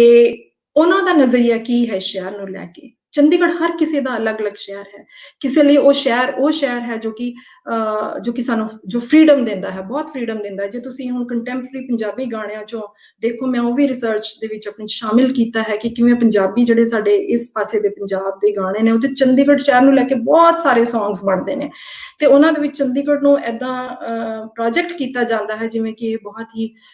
ਫ੍ਰੀडम ਪ੍ਰੋਵਾਈਡ ਕਰਦੀ ਹੈ ਸਪੇਸ ਪੰਜਾਬ ਤੋਂ ਆਏ, ਰੂਰਲ ਏਰੀਆਜ਼ ਤੋਂ ਆਏ ਨੌਜਵਾਨਾਂ ਨੂੰ, ਉਹਨਾਂ ਨੂੰ ਆਪਣੇ ਤਰੀਕੇ ਦੀ ਜ਼ਿੰਦਗੀ ਦੇਣ ਦਾ, ਜਿਉਣ ਦਾ ਫ੍ਰੀडम ਜੋ ਹੈ ਉਹ ਦਿੰਦੇ ਹੈ। ਪਰ ਕਿਸੇ ਲਈ ਉਹ ਸ਼ਹਿਰ ਉਹ ਹੈ ਜੋ ਕਿ ਆਰਕੀਟੈਕਚਰ ਦੇ ਵਿੱਚ ਸੈਲੀਬ੍ਰੇਟਿਡ ਹੈ, ਤੇ ਕਿਸੇ ਲਈ ਇਹ ਚੰਡੀਗੜ੍ਹ ਉਹ ਵੀ ਹੈ ਜਦੋਂ ਉਹ ਇਸ ਦੀਆਂ ਬਿਲਡਿੰਗਾਂ ਨੂੰ ਵੇਖਦੇ ਨੇ, ਜਦੋਂ ਉਹ ਯੂਨੀਵਰਸਿਟੀ 'ਚ ਆ ਕੇ ਇਸ ਦੇ ਪੁਰਾਣੇ ਖੂਹਾਂ ਨੂੰ, ਇਸ ਦੀਆਂ ਪੁਰਾਣੇ ਦਰਖਤਾਂ ਨੂੰ, ਇਸ ਦੀਆਂ ਪੁਰਾਣੀਆਂ ਮਾੜੀਆਂ ਨੂੰ, ਇਸ ਦੀਆਂ ਪੁਰਾਣੀਆਂ ਸ਼ਰਾਈਨਸ ਨੂੰ ਵੇਖਦੇ ਨੇ, ਤਾਂ ਉਹ ਕਹਿੰਦੇ ਨੇ ਸਾਡੇ ਪੁਰਖੇ ਇੱਥੇ ਵਸਦੇ ਸੀ, ਇਹ ਸਾਡੇ ਪੁਰਖਿਆਂ ਦੀ ਥਾਂ ਹੁੰਦੀ ਸੀ, ਇੱਥੇ ਅਸੀਂ ਅੱਜ ਵੀ ਇਸ ਸ਼ਹਿਰ ਦੇ ਵਿੱਚ, ਇਸ ਕੈਂਪਸ ਜਿੱਥੇ ਅਸੀਂ ਬਹਿ ਕੇ ਗੱਲ ਕਰ ਰਹੇ ਹਾਂ, ਉੱਥੇ ਬਹੁਤ ਸਾਰੇ ਪਰਿਵਾਰ ਨੇ ਨੇੜੇ ਤੇੜੇ ਦੇ ਪਿੰਡਾਂ ਦੇ ਜੋ ਕਿ ਆਪਣੇ ਪੁਰਖਿਆਂ ਦੀਆਂ ਛੋਟੀਆਂ-ਛੋਟੀਆਂ ਸ਼ਰਾਈਨਸ ਨੇ ਜੋ ਅਜੇ ਵੀ ਬਚੀਆਂ ਹੋਈਆਂ ਨੇ, ਤੇ ਉਹ ਕਿਸੇ ਤਰੀਕੇ ਨਾਲ ਪ੍ਰੋਟੈਕਟਿਡ ਨੇ, ਉਹ ਢਾਈਆਂ ਨਹੀਂ ਗਈਆਂ, ਤੇ ਉਹ ਉੱਥੇ ਆਉਂਦੇ ਨੇ, ਦੀਵਾਲੀ ਤੇ ਆਉਂਦੇ ਨੇ, ਹੋਰ ਤਿਉਹਾਰਾਂ ਤੇ ਆਉਂਦੇ ਨੇ, ਤੇ ਉੱਥੇ ਆਪਣਾ ਜੋ ਵੀ ਹੈ ਮੱਥਾ ਟੇਕਦੇ ਨੇ। ਉਹਨਾਂ ਲਈ ਉਹ ਅੱਜ ਵੀ ਰਿਵਰਡ ਸਾਈਟਸ ਨੇ, ਉਹਨਾਂ ਲਈ ਅੱਜ ਵੀ ਉਹ ਸਾਈਟਸ, ਉਹ ਸਪੇਸਿਸ ਜਿਹੜੀਆਂ ਨੇ ਉਹ ਨੇ ਜਿਨ੍ਹਾਂ ਨੂੰ ਕਿ ਉਹ ਬਹੁਤ ਜ਼ਿਆਦਾ ਇਸਤਕਬਾਲ ਕਰਦੇ ਨੇ। ਤੇ ਸ਼ਹਿਰ ਨੂੰ ਵੇਖਣ ਦਾ ਜੋ ਨਜ਼ਰੀਆ ਹੈ, ਮੈਨੂੰ ਲੱਗਦਾ ਹੈ ਕਿ ਉਹ ਇਸ ਤੋਂ ਤੈਅ ਹੁੰਦਾ ਹੈ ਕਿ ਤੁਹਾਡੀ ਆਪਣੀ ਲੋਕੇਸ਼ਨ ਕਿੱਥੇ ਹੈ। ਮੈਂ ਡਿਸਪਲੇਸਮੈਂਟ ਬਾਰੇ ਬਹੁਤ ਜ਼ਿਆਦਾ ਲੰਬੀ ਗੱਲ ਮੈਨੂੰ ਲੱਗਦਾ ਕਰਨ ਦਾ ਟਾਈਮ ਨਹੀਂ ਹੈ, ਪਰ ਮੈਂ ਤੁਹਾਨੂੰ ਥੋੜਾ ਜਿਹਾ ਇਹਦੇ ਬਾਰੇ ਮੈਨੂੰ ਲੱਗਦਾ ਕਿ ਸਾਧੂ ਸਿੰਘ ਕਰਕੇ ਜਿਵੇਂ ਲੋਕਲ ਵਿਲੇਜਰ ਨੇ, ਮੇਰੀ ਉਹਨਾਂ ਨਾਲ ਗੱਲ ਹੋਈ ਬਸ਼ਿੰਦੇ, ਤੇ 78 ਸਾਲ ਦੇ ਨੇੜੇ ਦੇ ਇੱਕ ਪਿੰਡ 'ਚ ਰਹਿੰਦੇ ਨੇ। ਉਹਨਾਂ ਨੇ ਕਿਹਾ ਮੈਂ ਆਪਣੀ ਭੈਣ ਨੂੰ 3 ਵਾਰ ਇਹ ਸ਼ਹਿਰ ਦੇ ਬਣਨ ਦੇ ਚੱਕਰ ਦੇ ਵਿੱਚ 3 ਵਾਰ ਉਹ ਅਲੱਗ-ਅਲੱਗ ਪਿੰਡਾਂ ਦੇ ਵਿੱਚ ਗਏ, ਬਟ ਉਹਨਾਂ ਤਿੰਨੋਂ ਹੀ ਪਿੰਡਾਂ ਨੂੰ ਵਾਰੀ-ਵਾਰੀ ਕਰਕੇ ਉਜਾੜ ਦਿੱਤਾ ਗਿਆ ਕਿਉਂਕਿ ਨਵਾਂ ਸ਼ਹਿਰ ਵਸਾਉਣਾ ਸੀ, ਤੇ ਇਸ ਕਰਕੇ ਮੈਂ ਉਹਦਾ ਸਮਾਨ ਜਿਹੜਾ ਹੈ 3 ਵਾਰ ਚੁੱਕੀ ਫਿਰਿਆ। ਤੇ ਇਹ ਕਹਿੰਦਿਆਂ ਹੋਇਆ ਉਹਨਾਂ ਦੀਆਂ ਅੱਖਾਂ 'ਚ ਪਾਣੀ ਆ ਗਿਆ। ਫਿਰ ਉਹਨਾਂ ਨੇ ਮੈਨੂੰ ਇੱਕ ਹੋਰ ਘਟਨਾ ਸੁਣਾਈ ਕਿ ਕੰਥਾਲਾ ਪਿੰਡ ਹੁੰਦਾ ਸੀ ਇੱਕ ਇੱਥੇ, ਜਿਹਦਾ ਕੋਈ ਨਾਮ ਨਿਸ਼ਾਨ ਨਹੀਂ ਰਿਹਾ। ਉਸ ਪਿੰਡ ਦੇ ਵਿੱਚ ਕਿਸੇ ਕੁੜੀ ਦਾ ਵਿਆਹ ਸੀ, ਬਰਾਤ ਆਉਣੀ ਸੀ, ਮਠਿਆਈਆਂ ਤਿਆਰ ਸਨ, ਬੁਲਡੋਜ਼ਰ ਚੱਲਦਾ ਹੈ ਸਰਕਾਰ ਦਾ, ਸਾਰਾ ਕੁਝ ਢਾਇਆ ਜਾਂਦਾ ਹੈ, ਉੱਥੋਂ ਦੀ ਜਿਹੜੇ ਵਿਆਹ ਦੀਆਂ ਤਿਆਰੀਆਂ ਨੇ ਸਭ ਕੁਝ ਮਿੱਟੀ ਦੇ ਵਿੱਚ ਮਿਲਦਾ ਹੈ। ਇਹ ਕਹਿੰਦੇ ਨੇ ਜਦੋਂ ਬਸ਼ਿੰਦੇ ਇੱਥੋਂ ਦੇ ਪੁਰਾਣੇ ਬਜ਼ੁਰਗ, ਤਾਂ ਉਹਨਾਂ ਦੀਆਂ ਅੱਖਾਂ ਅੱਜ ਵੀ ਨਮ ਹੋ ਜਾਂਦੀਆਂ ਨੇ ਜਦੋਂ ਉਹ ਆਪਣੇ ਪਿਓ ਬਾਰੇ ਗੱਲ ਕਰਦੇ ਨੇ, ਜਿਹਨੇ ਕਿ ਗੋਲੀ ਖਾਈ ਸੀ, ਜਿਹਦੇ ਤੇ ਪੁਲਿਸ ਨੇ ਗੋਲੀ ਚਲਾਈ ਸੀ, ਤੇ ਉਹਨਾਂ ਦੀ ਲੱਤ ਤੇ ਕਿਵੇਂ ਉਹ ਗੋਲੀ ਲੱਗੀ, ਤੇ ਕਿਵੇਂ ਉਹਨਾਂ ਦੀ ਮਾਂ 2-3 ਦਿਨਾਂ ਤੱਕ ਪਿਓ ਦੇ ਨਾਲ ਪਿੱਛੇ ਫਿਰਦੀ ਰਹੀ, ਤੇ ਉਹਨਾਂ ਨੇ ਦੱਸਿਆ ਕਿ ਉਹ ਕਿਵੇਂ ਬਹੁਤ ਛੋਟੇ ਬੱਚੇ ਹੁੰਦੇ ਸਨ, ਤੇ ਕਿਸ ਤਰ੍ਹਾਂ ਉਹਨਾਂ ਨੇ ਉਹ ਸਮਾਂ ਹੰਢਾਇਆ। ਉਹਨਾਂ ਦੇ ਦਾਦਾ ਤੇ ਪਿਤਾ ਜੀ ਨੂੰ ਪੁਲਿਸ ਫੜ ਕੇ ਲੈ ਜਾਂਦੀ ਹੁੰਦੀ ਸੀ ਕਿਉਂਕਿ ਉਹ ਵਿਰੋਧ ਕਰਦੇ ਸੀ ਕਿ ਅਸੀਂ ਸ਼ਹਿਰ ਨੂੰ ਨਹੀਂ ਬਣਨ ਦੇਣਾ, ਆਪਣੀਆਂ ਜ਼ਮੀਨਾਂ ਨੂੰ ਅਕਵਾਇਰ ਨਹੀਂ ਹੋਣ ਦੇਣਾ, ਤੇ ਕਿਵੇਂ ਪੁਲਿਸ ਵਾਲੇ ਉਹਨਾਂ ਨੂੰ ਬਹੁਤ ਦੂਰ ਕਿਤੇ ਛੱਡ ਕੇ ਰਸਤੇ 'ਚ ਲੈ ਜਾਂਦੇ ਹੁੰਦੇ ਸੀ, ਤੇ ਕਿਤੇ ਬਹੁਤ ਦੂਰ ਛੱਡਦੇ ਸੀ, ਤੇ 2-2 3-3 ਦਿਨਾਂ ਬਾਅਦ ਉਹ ਲੋਕ ਜਿਹੜੇ ਨੇ ਪੈਦਲ ਤੁਰ ਕੇ ਆਪਣੇ ਘਰਾਂ ਨੂੰ ਆਉਂਦੇ ਸਨ, ਤੇ ਉਹ ਕਹਿੰਦੇ ਸੀ ਸਾਡਾ ਕੀ ਕਸੂਰ, ਸਾਡਾ ਕੀ ਕਸੂਰ ਸੀ ਇਹਦੇ 'ਚ, ਤੁਸੀਂ ਆਪਣਾ ਨਵਾਂ ਸ਼ਹਿਰ ਵਸਾਉਣਾ ਸੀ, ਕਿਤੇ ਹੋਰ ਵਸਾਉਂਦੇ, ਤੇ ਸਾਨੂੰ ਤਾਂ ਇਹਦੇ 'ਚ ਕੁਛ ਨਹੀਂ ਮਿਲਿਆ, ਸਾਨੂੰ ਤਾਂ ਇਹਦੇ 'ਚੋਂ ਕੁਛ ਨਹੀਂ ਲੱਭਿਆ। ਸਾਨੂੰ ਤਾਂ ਜਦੋਂ ਉਹਨਾਂ ਨਾਲ ਗੱਲ ਹੁੰਦੀ ਹੈ ਉਹ ਕਹਿੰਦੇ ਨੇ ਸਾਡੇ ਤਾਂ ਬੱਚਿਆਂ ਨੂੰ ਨੌਕਰੀਆਂ ਨਹੀਂ ਸਨ, ਸਾਡੇ ਅੱਗੇ ਜਿਹੜੀ ਜਨਰੇਸ਼ਨ ਹੈ ਜਿਹੜੀ ਕਿ ਖੇਤੀਬਾੜੀ ਦੇ ਉੱਤੇ ਡਿਪੈਂਡੈਂਟ ਸੀ, ਉਹਦੀ ਉਹ ਖੇਤੀਬਾੜੀ ਛੁੱਟ ਗਈ, ਤੇ ਹੁਣ ਉਹਨਾਂ ਲਈ ਅੱਗੇ ਦੇ ਜਿਹੜੇ ਸਾਧਨ ਨੇ ਉਹ ਨਹੀਂ ਬਚੇ। ਮੈਂ ਇਹਦੇ ਬਾਰੇ ਬਹੁਤ ਮੈਨੂੰ ਲੱਗਦਾ ਡਿਟੇਲ 'ਚ ਗੱਲਬਾਤ ਨਹੀਂ ਕਰ ਪਾਵਾਂਗੀ, ਪਰ ਮੈਂ ਇੱਕ ਗੱਲ ਨਾਲ ਕਨਕਲੂਡ ਕਰਨਾ ਚਾਹਾਂਗੀ। ਜਦੋਂ ਮੈਂ ਡਿਸਪਲੇਸਮੈਂਟ ਬਾਰੇ ਨੈਰੇਟਿਵਸ ਇਕੱਠੇ ਕਰ ਰਹੀ ਸੀ, ਬਹੁਤ ਲੋਕਾਂ ਨੂੰ ਮਿਲੀ, ਬਜ਼ੁਰਗ ਲੋਕਾਂ ਨੂੰ ਮਿਲੀ, ਤੇ ਜਿੱਥੇ ਜਿੱਥੇ ਹੋ ਸਕਦਾ ਸੀ ਉੱਥੇ ਗਈ, ਉਹਨਾਂ ਦੀਆਂ ਗੱਲਾਂ ਸੁਣੀਆਂ, ਤਾਂ ਮੈਨੂੰ ਯਾਦ ਹੈ ਕਿ ਮੈਂ ਡਿਸਪਲੇਸਮੈਂਟ ਦੇ ਬਾਰੇ ਹੀ ਜ਼ਿਆਦਾਤਰ ਗੱਲ ਕਰਦੀ ਹਾਂ, ਉੱਥੇ ਫੋਕਸ ਕਰਕੇ ਗੱਲ ਕਰਦੀ ਸੀ ਇਸ ਪ੍ਰੋਜੈਕਟ ਲਈ। ਸੋ ਧਨਾਸ ਪਿੰਡ ਹੈ, ਉੱਥੇ ਇੱਕ ਗੋਮਤੀ ਕਰਕੇ ਬਜ਼ੁਰਗ ਔਰਤ ਸਨ, ਉਹਨਾਂ ਨਾਲ ਮੈਂ ਗੱਲ ਕਰ ਰਹੀ ਸੀ। ਉਹਨਾਂ ਨੇ ਗੱਲਬਾਤ ਦੇ ਦੌਰਾਨ ਪਾਰਟੀਸ਼ਨ ਦਾ ਜ਼ਿਕਰ ਕਰਨਾ ਸ਼ੁਰੂ ਕਰ ਦਿੱਤਾ। ਉਹਨਾਂ ਨੇ ਕਿਹਾ ਸਾਡੇ ਪਿੰਡ ਦੇ ਵਿੱਚ ਵੀ ਇੱਥੇ ਮੁਸਲਮਾਨ ਰਹਿੰਦੇ ਹੁੰਦੇ ਸੀ, ਤੇ ਜਦੋਂ ਹੱਲੇ ਪਏ, ਦਰਅਸਲ ਪਾਰਟੀਸ਼ਨ ਦਾ ਜਿਹੜਾ ਵਾਇਲੈਂਸ ਹੈ ਉਹਨੂੰ ਇੱਥੇ ਦੇ ਲੋਕਲ ਇਲਾਕੇ ਦੀ ਭਾਸ਼ਾ 'ਚ ਹੱਲੇ ਪੈਣਾ ਕਹਿੰਦੇ ਨੇ, ਤੇ ਜਦੋਂ ਇੱਥੋਂ ਹੱਲੇ ਪਏ ਤਾਂ ਮੁਸਲਮਾਨਾਂ ਤੇ ਹਮਲਾ ਹੋਇਆ। ਕਹਿੰਦੇ ਮੈਂ ਛੋਟੀ ਜਿਹੀ ਹੁੰਦੀ ਸੀ ਤੇ ਮੇਰੇ ਪਿਓ ਤੇ ਮੇਰੇ ਦਾਦੇ ਨੇ ਉਹ ਪੂਰੇ ਪਰਿਵਾਰ ਨੂੰ ਦੂਰ ਇੱਖ ਲੱਗਿਆ ਹੁੰਦਾ ਸੀ, ਗੰਨੇ ਦੇ ਖੇਤ ਸਨ, ਉੱਚੇ ਉੱਚੇ ਖੇਤ ਸਨ, ਉਹਨਾਂ 'ਚ ਲਿਜਾ ਕੇ ਸਾਡਾ ਘਰ ਸੀ ਕਿਤੇ, ਤੇ ਉਹਦੇ ਉੱਤੇ ਚਬਾਰੇ ਤੇ ਲੁਕੋ ਦਿੱਤਾ, ਤੇ ਉਹ ਕਈ ਦਿਨਾਂ ਤੱਕ ਉੱਥੇ ਲੁਕੇ ਰਹੇ, ਤੇ ਅਸੀਂ ਨਾ ਉਹਨਾਂ ਨੂੰ ਖਾਣਾ ਦੇਣ ਜਾਂਦੇ ਹੁੰਦੇ ਸੀ। ਉਹਨਾਂ ਦੀ ਯਾਦਾਂ 'ਚ ਇਹ ਵੀ ਸ਼ਾਮਿਲ ਹੈ, ਜਦੋਂ ਪਾਰਟੀਸ਼ਨ ਹੋਇਆ ਤੇ ਉਹ ਕਹਿੰਦੇ ਅਸੀਂ ਉਹਨਾਂ ਨੂੰ ਖਾਣਾ ਦੇਣ ਜਾਂਦੇ ਹੁੰਦੇ ਸੀ, ਤੇ ਫਿਰ ਕਈ ਦਿਨਾਂ ਬਾਅਦ ਜਦੋਂ ਲੱਗਿਆ ਕਿ ਇਹ ਗੱਲ ਥੋੜੀ ਠੰਡੀ ਪੈ ਗਈ, ਪਿੰਡ ਦੇ ਵਿੱਚ ਲੋਕਾਂ ਨੂੰ ਯਕੀਨ ਆ ਗਿਆ ਕਿ ਉਹ ਚਲੇ ਗਏ ਆ ਕਿਤੇ ਜੋ ਵੀ ਹੈ, ਤੇ ਕਹਿੰਦੇ ਚੋਰੀ ਚੋਰੀ ਜਿਹੜੇ ਸਾਡੇ ਪੁਰਖੇ ਸਨ ਉਹਨਾਂ ਨੇ ਇਹਨਾਂ ਨੂੰ ਥੋੜਾ ਪਹਾੜੀ ਇਲਾਕੇ ਵੱਲ ਨੂੰ ਤੋਰ ਦਿੱਤਾ। ਉਹਨਾਂ ਨੂੰ ਪ੍ਰੋਟੈਕਸ਼ਨ 'ਚ ਲੈ ਗਏ ਕਿਤੇ, ਤੇ ਲਿਜਾ ਕੇ ਉਹਨਾਂ ਨੂੰ ਬਹੁਤ ਸੇਫਲੀ ਉਹ ਉਹਨਾਂ ਨੂੰ ਛੱਡ ਆਏ ਦੂਰ। ਤੇ ਜਦੋਂ ਮੈਂ ਇਹ ਗੱਲ ਸੁਣ ਰਹੀ ਸੀ ਤਾਂ ਮੈਨੂੰ ਲੱਗਿਆ ਕਿ ਜਦੋਂ ਅਸੀਂ ਮੋਡਰਨਿਟੀ ਦੀ ਗੱਲ ਕਰਦੇ ਹਾਂ, ਜਦੋਂ ਅਸੀਂ ਵਾਇਲੈਂਸ ਦੀ ਗੱਲ ਕਰਦੇ ਹਾਂ, ਜਦੋਂ ਅਸੀਂ ਨਵੀਆਂ ਜਿਹੜੀਆਂ ਮੋਡਰਨਿਟੀ ਜਾਂ ਇਹਨਾਂ ਵੱਡੇ ਆਈਡੀਆਜ਼ ਦੇ ਆਧਾਰ ਦੇ ਉੱਤੇ ਵੱਡੀਆਂ ਗੱਲਾਂ ਕਰਦੇ ਹਾਂ, ਨਵੇਂ ਸ਼ਹਿਰ ਸਿਰਜਣ ਦੀ ਤੇ ਕੁਝ ਹੋਰ ਵੱਡੀਆਂ ਚੀਜ਼ਾਂ ਹਾਸਲ ਕਰਨ ਦੀ, ਸਿਆਸਤਦਾਨ ਜਿਹੜੇ ਨੇ ਉਹ ਗੱਲਾਂ ਕਰਦੇ ਨੇ ਇਸ ਤਰ੍ਹਾਂ ਦੀਆਂ, ਤਾਂ ਮੈਨੂੰ ਲੱਗਦਾ ਉਹਦੇ 'ਚ ਜਿਹੜੀ ਲੁਕਾਈ ਦੀ ਆਵਾਜ਼ ਹੈ, ਜਿਹੜੀ ਲੋਕਾਂ ਦੀ ਆਵਾਜ਼ ਹੈ, ਜੋ ਆਵਾਜ਼ ਦੋਨੋਂ ਗੱਲਾਂ ਕਹਿੰਦੀ ਹੈ, ਉਹ ਇਹ ਗੱਲ ਕਹਿੰਦੀ ਹੈ ਸਾਡੇ ਤੇ ਜ਼ੁਲਮ ਹੋਇਆ, ਤੇ ਨਾਲ ਨਾਲ ਉਹਦੇ ਵਿੱਚ ਉਹ ਹਿੰਮਤ ਵੀ ਹੈ ਜਿੱਥੇ ਉਹ ਸਿਆਸਤਦਾਨਾਂ ਦੇ ਇਹ ਖੜੇ ਕੀਤੇ ਹੋਏ ਜਿਹੜੇ ਝਮੇਲੇ ਨੇ ਉਹਨਾਂ ਤੋਂ ਬਾਹਰ ਆ ਕੇ ਤੇ ਜਿਹੜੀ ਇੱਕ ਇਨਸਾਨੀਅਤ ਹੈ ਉਹਨੂੰ ਜ਼ਿੰਦਾ ਰੱਖ ਸਕਦੇ ਨੇ, ਤੇ ਇੱਕ ਵੱਡੇ ਫਲਕ ਤੇ ਸੋਚ ਸਕਦੇ ਨੇ। ਤੇ ਮੈਨੂੰ ਲੱਗਦਾ ਕਿ ਇਹ ਚੰਡੀਗੜ੍ਹ ਹੈ, ਤੇ ਇਹ ਉਹਦਾ ਜਿਹੜਾ ਆਈਡੀਆ ਹੈ ਉਹ ਗਾਇਬ ਨਹੀਂ ਹੋਇਆ। ਇਸ ਸ਼ਹਿਰ ਦੇ ਵਿੱਚ ਜੇ ਗੋਮਤੀ ਦੀ ਆਵਾਜ਼ ਹੈ ਤਾਂ ਉਹ ਆਵਾਜ਼ ਜਿਹੜੀ ਹੈ ਉਹ ਲ ਕਾਰਬੂਜ਼ੀਆ ਦੀ ਆਵਾਜ਼ ਦੇ ਬਰਕਸ ਵੀ ਖੜੀ ਹੁੰਦੀ ਹੈ, ਉਹ ਨਹਿਰੂ ਦੀ ਆਵਾਜ਼ ਦੇ ਬਰਕਸ ਵੀ ਖੜੀ ਹੁੰਦੀ ਹੈ। ਤੇ ਇੱਥੋਂ ਦਾ ਜਿਹੜਾ ਇੱਕ ਲੀਡ ਤਬਕਾ ਹੈ ਜੋ ਸਾਰਾ ਕੁਝ ਪ੍ਰੈਕਟਿਸ ਕਰਦਾ ਹੈ ਤੇ ਨਾਲ ਡਿਨਾਈ ਵੀ ਕਰਦਾ ਹੈ ਕਿ ਅਸੀਂ ਪ੍ਰੈਕਟਿਸ ਨਹੀਂ ਕਰਦੇ, ਉਹਨਾਂ ਦੇ ਬਰਕਸ ਵੀ ਖੜੀ ਹੁੰਦੀ ਹੈ। ਇਹ ਆਵਾਜ਼ ਇਨਸਾਨੀਅਤ ਦੀ ਆਵਾਜ਼ ਹੈ, ਇਹ ਆਵਾਜ਼ ਭਾਈਚਾਰੇ ਦੀ ਆਵਾਜ਼ ਹੈ, ਇਹ ਆਵਾਜ਼ ਦੋਸਤੀ ਦੀ ਆਵਾਜ਼ ਹੈ, ਇਹ ਆਵਾਜ਼ ਉਹ ਆਵਾਜ਼ ਹੈ ਜੋ ਸਰਹੱਦਾਂ ਨੂੰ ਨਹੀਂ ਮੰਨਦੀ, ਇਹ ਆਵਾਜ਼ ਉਹ ਆਵਾਜ਼ ਹੈ ਜੋ ਕਿ ਕਿਸੇ ਵੀ ਤਰ੍ਹਾਂ ਦੀ ਆਰਟੀਫਿਸ਼ੀਅਲਿਟੀ ਨੂੰ ਨਹੀਂ ਮੰਨਦੀ। ਸੋ ਇਸੇ ਦੇ ਨਾਲ ਮੈਂ ਇੱਥੋਂ ਹੀ ਰੋਕਾਂਗੀ ਤੇ ਅਸੀਂ ਵੀ can open it for Q&A। ਜੀ ਬਹੁਤ ਸ਼ੁਕਰੀਆ, ਬੜਾ ਇੰਟਰਸਟਿੰਗ ਸੀ। ਅਸੀਂ ਸ਼ਹਿਰ ਨੂੰ ਇੱਕ ਤਰ੍ਹਾਂ ਸ਼ਹਿਰ ਵੀ ਵੇਖਿਆ ਔਰ ਪੋਲੀਟੀਕਲੀ ਵੀ ਇਹਨੂੰ ਸਮਝਣ ਦੀ ਕੋਸ਼ਿਸ਼ ਕੀਤੀ। ਇੱਕ ਤੇ ਮੈਂ ਤੁਹਾਨੂੰ ਪੁੱਛਣਾ ਸੀ ਕਿ ਇਹਦਾ ਜਿਹੜਾ ਨਾਂ ਹੈ, ਨਾਂ ਦੇ ਹਵਾਲੇ ਨਾਲ ਤੁਸੀਂ ਸਾਨੂੰ ਦੱਸੋ ਕਿ ਇਹਦਾ ਨਾਂ ਚੰਡੀਗੜ੍ਹ, ਇਹਦੇ ਹਵਾਲੇ ਨਾਲ ਥੋੜਾ ਜਿਹਾ ਇਹਦਾ ਹਿਸਟੋਰੀਕਲੀ, ਤੇ ਫਿਰ ਜਿਹੜੇ ਇੱਥੇ ਪਹਿਲੇ ਵਸਦੇ ਸੀ ਤੁਸੀਂ ਉਹਨਾਂ ਦਾ ਜ਼ਿਕਰ ਕੀਤਾ ਕਿ ਤਕਰੀਬਨ 100 ਦੇ ਮੈਨੂੰ ਜਿਹੜਾ ਆਉਂਦਾ ਕਿ 100 ਦੇ ਕਰੀਬ ਕੋਈ ਪਿੰਡ ਸਨ ਜਿਹੜੇ ਇੱਥੋਂ ਡਿਸਲੋਕੇਟ ਹੋਏ, ਤੇ ਉਹਨਾਂ ਦਾ ਤੁਸੀਂ ਦੱਸਿਆ ਕਿ ਕੇਸਿਸ ਵਗੈਰਾ ਚੱਲ ਰਹੇ ਨੇ। ਹਾਂਜੀ, ਉਹਨਾਂ ਦੇ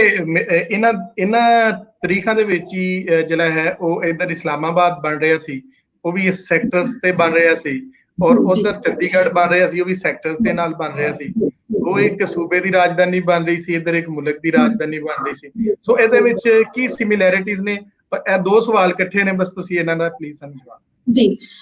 ਇੱਥੇ ਇੱਕ ਮੰਦਿਰ ਹੈ ਚੰਡੀ ਮਾਤਾ ਦਾ ਮੰਦਿਰ। ਸੋ ਨਾਂ ਦੇ ਹਵਾਲੇ ਤੋਂ ਤਾਂ ਇਹੀ ਕਿਹਾ ਜਾਂਦਾ ਹੈ ਕਿ ਜਦੋਂ ਇਹਦੇ ਨਾਂ ਦੀ ਗੱਲ ਹੋਈ ਤਾਂ ਇਹ ਸੋਚਿਆ ਗਿਆ ਕਿ ਨਵੇਂ ਸ਼ਹਿਰ ਦਾ ਜਿਹੜਾ ਨਾਂ ਹੈ ਉਹ ਇਸ ਜੋ ਮੰਦਿਰ ਹੈ ਚੰਡੀ ਮਾਤਾ ਦਾ ਮੰਦਿਰ ਹੈ, ਸੋ ਉਹਦੇ ਨਾਂ ਦੇ ਉੱਤੇ ਰੱਖਿਆ ਗਿਆ, ਚੰਡੀ ਦੇਵੀ ਜੋ ਹੈ ਉਹਦੇ ਨਾਂ ਦੇ ਉੱਤੇ ਰੱਖਿਆ ਗਿਆ। ਤੇ ਇੱਥੋਂ ਦਾ ਜਿਹੜਾ ਚੰਡੀਗੜ੍ਹ ਮਿਊਜ਼ੀਅਮ ਹੈ ਉਹਦੇ ਵਿੱਚ ਵੀ ਉਹ ਜ਼ਿਕਰ ਆਉਂਦਾ ਹੈ, ਤੇ ਉੱਥੋਂ ਦੇ ਕੁਝ ਆਰਟੀਫੈਕਟਸ ਵਗੈਰਾ ਉਸ ਮਿਊਜ਼ੀਅਮ ਦੇ ਵਿੱਚ ਪਏ ਨੇ। ਦੂਸਰੀ ਜੋ ਗੱਲ ਹੈ ਉਹ ਹੈ ਕਿ ਉਸ ਵੇਲੇ ਇਸਲਾਮਾਬਾਦ ਜੋ ਹੈ ਗ੍ਰੇਟਰ ਕਰਾਚੀ ਡਿਵੈਲਪਮੈਂਟ ਅਥਾਰਿਟੀ, ਜਦੋਂ ਮੈਂ ਦਮੋਦਰ ਵੈਲੀ ਅਥਾਰਿਟੀ ਦੀ ਗੱਲ ਕਰਦੀ ਹਾਂ ਤਾਂ ਮੈਂ ਗ੍ਰੇਟਰ ਜੋ ਹੈ ਕਰਾਚੀ ਡਿਵੈਲਪਮੈਂਟ ਅਥਾਰਿਟੀ ਦੀ ਵੀ ਗੱਲ ਸ਼ਾਇਦ ਨਹੀਂ ਕੀਤੀ ਇੱਥੇ, ਬਟ ਮੈਂ ਕਹਾਂਗੀ ਕਿ ਜਿਹੜਾ ਇਹ ਕੰਮ ਸੀ ਇਹਨੂੰ ਮੈਂ ਲਾਰਜਰ ਇੱਕ ਜੋ ਪ੍ਰੋਸੈਸ ਹੈ ਕਿ ਇੱਥੇ ਚੰਡੀਗੜ੍ਹ ਬਣ ਰਿਹਾ ਸੀ, ਉਹ ਸੈਕਟਰਸ ਦੇ ਆਧਾਰ ਦੇ ਉੱਤੇ ਸੀ, ਬਿਲਕੁਲ ਸੈਕਟਰਸ ਦੇ ਵਿੱਚ ਵੰਡਿਆ ਹੋਇਆ, ਪਲਾਨ ਬੇਸਿਕਲੀ ਪਲਾਨ ਸ਼ਹਿਰ ਹੈ। ਸੋ ਉਵੇਂ ਹੀ ਇਸਲਾਮਾਬਾਦ ਦੀ ਗੱਲ ਹੁੰਦੀ ਹੈ ਜਦੋਂ, ਉਹ ਵੀ ਪਲਾਨਡ ਜੋ ਹੈ ਉਹ ਇੱਕ ਤੁਸੀਂ ਆਰਕੀਟੈਕਚਰ ਦੇ ਆਧਾਰ ਦੇ ਉੱਤੇ ਉਹਨੂੰ ਬਣਾ ਰਹੇ ਹੋ। ਪਰ ਮੈਨੂੰ ਏਦਾਂ ਲੱਗਦਾ ਹੈ ਜੇ ਤੁਸੀਂ ਇਹਨੂੰ ਬਿਲਕੁਲ, ਇੱਕ ਕਿਤਾਬ ਹੈ ਕਲੋਨੀਅਲ ਮਾਡਰਨ, ਸੋ ਉਹਦੇ ਵਿੱਚ ਕਾਫੀ ਇੰਟਰਸਟਿੰਗ ਤਰੀਕੇ ਨਾਲ ਕਲੋਨੀਅਲਿਜ਼ਮ ਦੇ ਐਂਗਲ ਤੋਂ ਇਸ ਗੱਲ ਬਾਰੇ ਜੋ ਹੈ ਉਹ ਜ਼ਿਕਰ ਕੀਤਾ ਗਿਆ ਹੈ ਕਿ ਕਿਵੇਂ ਆਰਕੀਟੈਕਚਰ ਦੁਨੀਆ ਦੀਆਂ ਜਿਹੜੇ ਸਪੇਸਿਸ ਨੇ ਉਹਨੂੰ ਰੀਆਰਡਰ ਕਰਨ ਦਾ ਇੱਕ ਟੂਲ ਬਣਦਾ ਹੈ, ਉਹਨੂੰ ਰੀਆਰਡਰ ਕਰਨ ਦਾ ਇੱਕ ਜ਼ਰੀਆ ਬਣਦਾ ਹੈ। ਤੇ ਉਹ ਆਰਕੀਟੈਕਚਰ ਵੀ ਕਲੇਮ ਕਰਦਾ ਹੈ ਕਿ ਅਸੀਂ ਵੀ ਆਰ ਅਸ਼ਰਿੰਗ ਇਨ ਡੈਮੋਕ੍ਰੇਸੀ, ਅਸੀਂ ਲੋਕਤੰਤਰ ਜੋ ਹੈ ਉਹ ਅਸ਼ਰ ਕਰ ਰਹੇ ਹਾਂ, ਉਹ ਲੈ ਕੇ ਆ ਰਹੇ ਹਾਂ ਇਹਦੇ ਨਾਲ। ਬਟ ਕਿਤੇ ਨਾ ਕਿਤੇ ਇੱਕ ਵੱਡਾ ਲਾਰਜਰ ਜੇ ਤੁਸੀਂ ਪ੍ਰੋਜੈਕਟ ਦੇਖੋ ਇਹਦੇ ਪਿੱਛੇ ਵੀ, ਤਾਂ ਉਹ ਜਿਹੜਾ ਬਿਲਕੁਲ ਇੱਕ ਕਲੋਨੀਅਲ ਜੋ ਮਾਈਂਡਸੈਟ ਸੀ, ਵੈਸਟ ਐਂਡ ਨॉन ਵੈਸਟ ਦੀ ਜਿਹੜੀ ਗੱਲ ਹੁੰਦੀ ਹੈ, ਤੇ ਕਿਵੇਂ ਜੋ ਵੈਸਟ ਹੈ ਉਹ ਹਾਲਾਂਕਿ ਦਾਅਵਾ ਕਰਦਾ ਹੈ ਤੇ ਕਿ ਅਸੀਂ ਡੈਮੋਕ੍ਰੇਸੀ ਜੋ ਹੈ, ਸਾਡਾ ਜਿਹੜਾ ਆਈਡੀਆ ਹੈ ਉਹ ਬਹੁਤ ਡੈਮੋਕ੍ਰੈਟਿਕ ਹੈ, ਪਰ ਜਦੋਂ ਇਹ ਇੰਪਲੀਮੈਂਟ ਹੁੰਦਾ ਹੈ, ਜਿਸ ਧਰਾਤਲ ਦੇ ਉੱਤੇ, ਜਿਸ ਸਪੇਸ ਦੇ ਉੱਤੇ ਉਹ ਆਈਡੀਆ ਇੰਪਲੀਮੈਂਟ ਹੁੰਦਾ ਹੈ, ਉਹ ਸਪੇਸ ਦਰਅਸਲ ਬਹੁਤ ਡੈਮੋਕ੍ਰੈਟਿਕ ਨਹੀਂ ਹੈ। ਉਹ ਸਪੇਸ ਦੇ ਵਿੱਚ ਸਭ ਤੋਂ ਵੱਡਾ ਜਿਹੜੀ ਮੀਡੀਏਸ਼ਨ ਹੁੰਦੀ ਹੈ ਉਹ ਕਲੋਨੀਅਲਿਜ਼ਮ ਦੀ ਮੀਡੀਏਸ਼ਨ ਹੁੰਦੀ ਹੈ। ਸਾਡੇ ਸਮਾਜਾਂ ਨੇ ਕਲੋਨੀਅਲਿਜ਼ਮ ਵੇਖਿਆ, ਉਹਨਾਂ ਨੇ ਉਹ ਕਲੋਨੀਅਲਿਜ਼ਮ ਹੰਢਾਇਆ, ਤੇ ਉਸ ਤੋਂ ਬਾਅਦ ਜਦੋਂ ਇਹ ਆਈਡੀਆ ਆਉਂਦਾ ਹੈ ਕਿ ਅਸੀਂ ਨਵੇਂ ਹਿੰਦੁਸਤਾਨ ਨੂੰ ਸਿਰਜਣਾ ਹੈ ਜਾਂ ਨਵੇਂ ਤਰੀਕੇ ਦੇ ਪਾਕਿਸਤਾਨ ਨੂੰ, ਉੱਥੋਂ ਕੁਝ ਗੱਲ ਹੋਈ ਹੋਏਗੀ ਇਸ ਵਾਲੀ, ਮੈਂ ਉਹਦੇ ਆਰਕਾਈਵਜ਼ ਦੇ ਵਿੱਚ ਨਹੀਂ ਗਈ, ਨਹੀਂ ਦੇਖਿਆ ਇਹਨੂੰ, ਨਵੇਂ ਸ਼ਹਿਰ ਬਣਾਉਣ ਦੀ ਗੱਲ ਹੋਈ, ਅਰਬਨਾਈਜੇਸ਼ਨ ਦੀ ਗੱਲ ਹੋਈ, ਗਲੋਬਲ ਸਾਊਥ ਦੇ ਵਿੱਚ ਗੱਲ ਹੋਈ, ਸਾਊਥ ਏਸ਼ੀਆ ਦੇ ਵਿੱਚ ਗੱਲ ਹੋਈ, ਤਾਂ ਇਹ ਕਿਵੇਂ ਹੋ ਗਿਆ ਕਿ ਅਸੀਂ ਉਸੇ ਆਈਡੀਆ ਨੂੰ ਲੈ ਲਿਆ ਤੇ ਉਸੇ ਆਈਡੀਆ ਨੂੰ ਉਵੇਂ ਹੀ ਇੰਪਲੀਮੈਂਟ ਕਰ ਦਿੱਤਾ। ਸਾਡੇ ਜਿਹੜੇ ਵੱਡੇ ਡੈਮਸ ਦੇ ਖਿਲਾਫ ਹਿੰਦੁਸਤਾਨ ਦੇ ਵਿੱਚ ਮੂਵਮੈਂਟਸ ਹੋਈਆਂ ਨੇ, ਉਹਨਾਂ ਨੇ ਬਿਲਕੁਲ ਇਸੇ ਨੂੰ ਕੁਐਸਚਨ ਕੀਤਾ ਹੈ ਕਿ ਦਰਅਸਲ ਤੁਸੀਂ ਇਹ ਜਿਹੜੇ ਮਾਡਲ ਨੇ ਤੁਸੀਂ ਬਾਹਰੋਂ ਲੈ ਕੇ ਆਉਂਦੇ ਹੋ,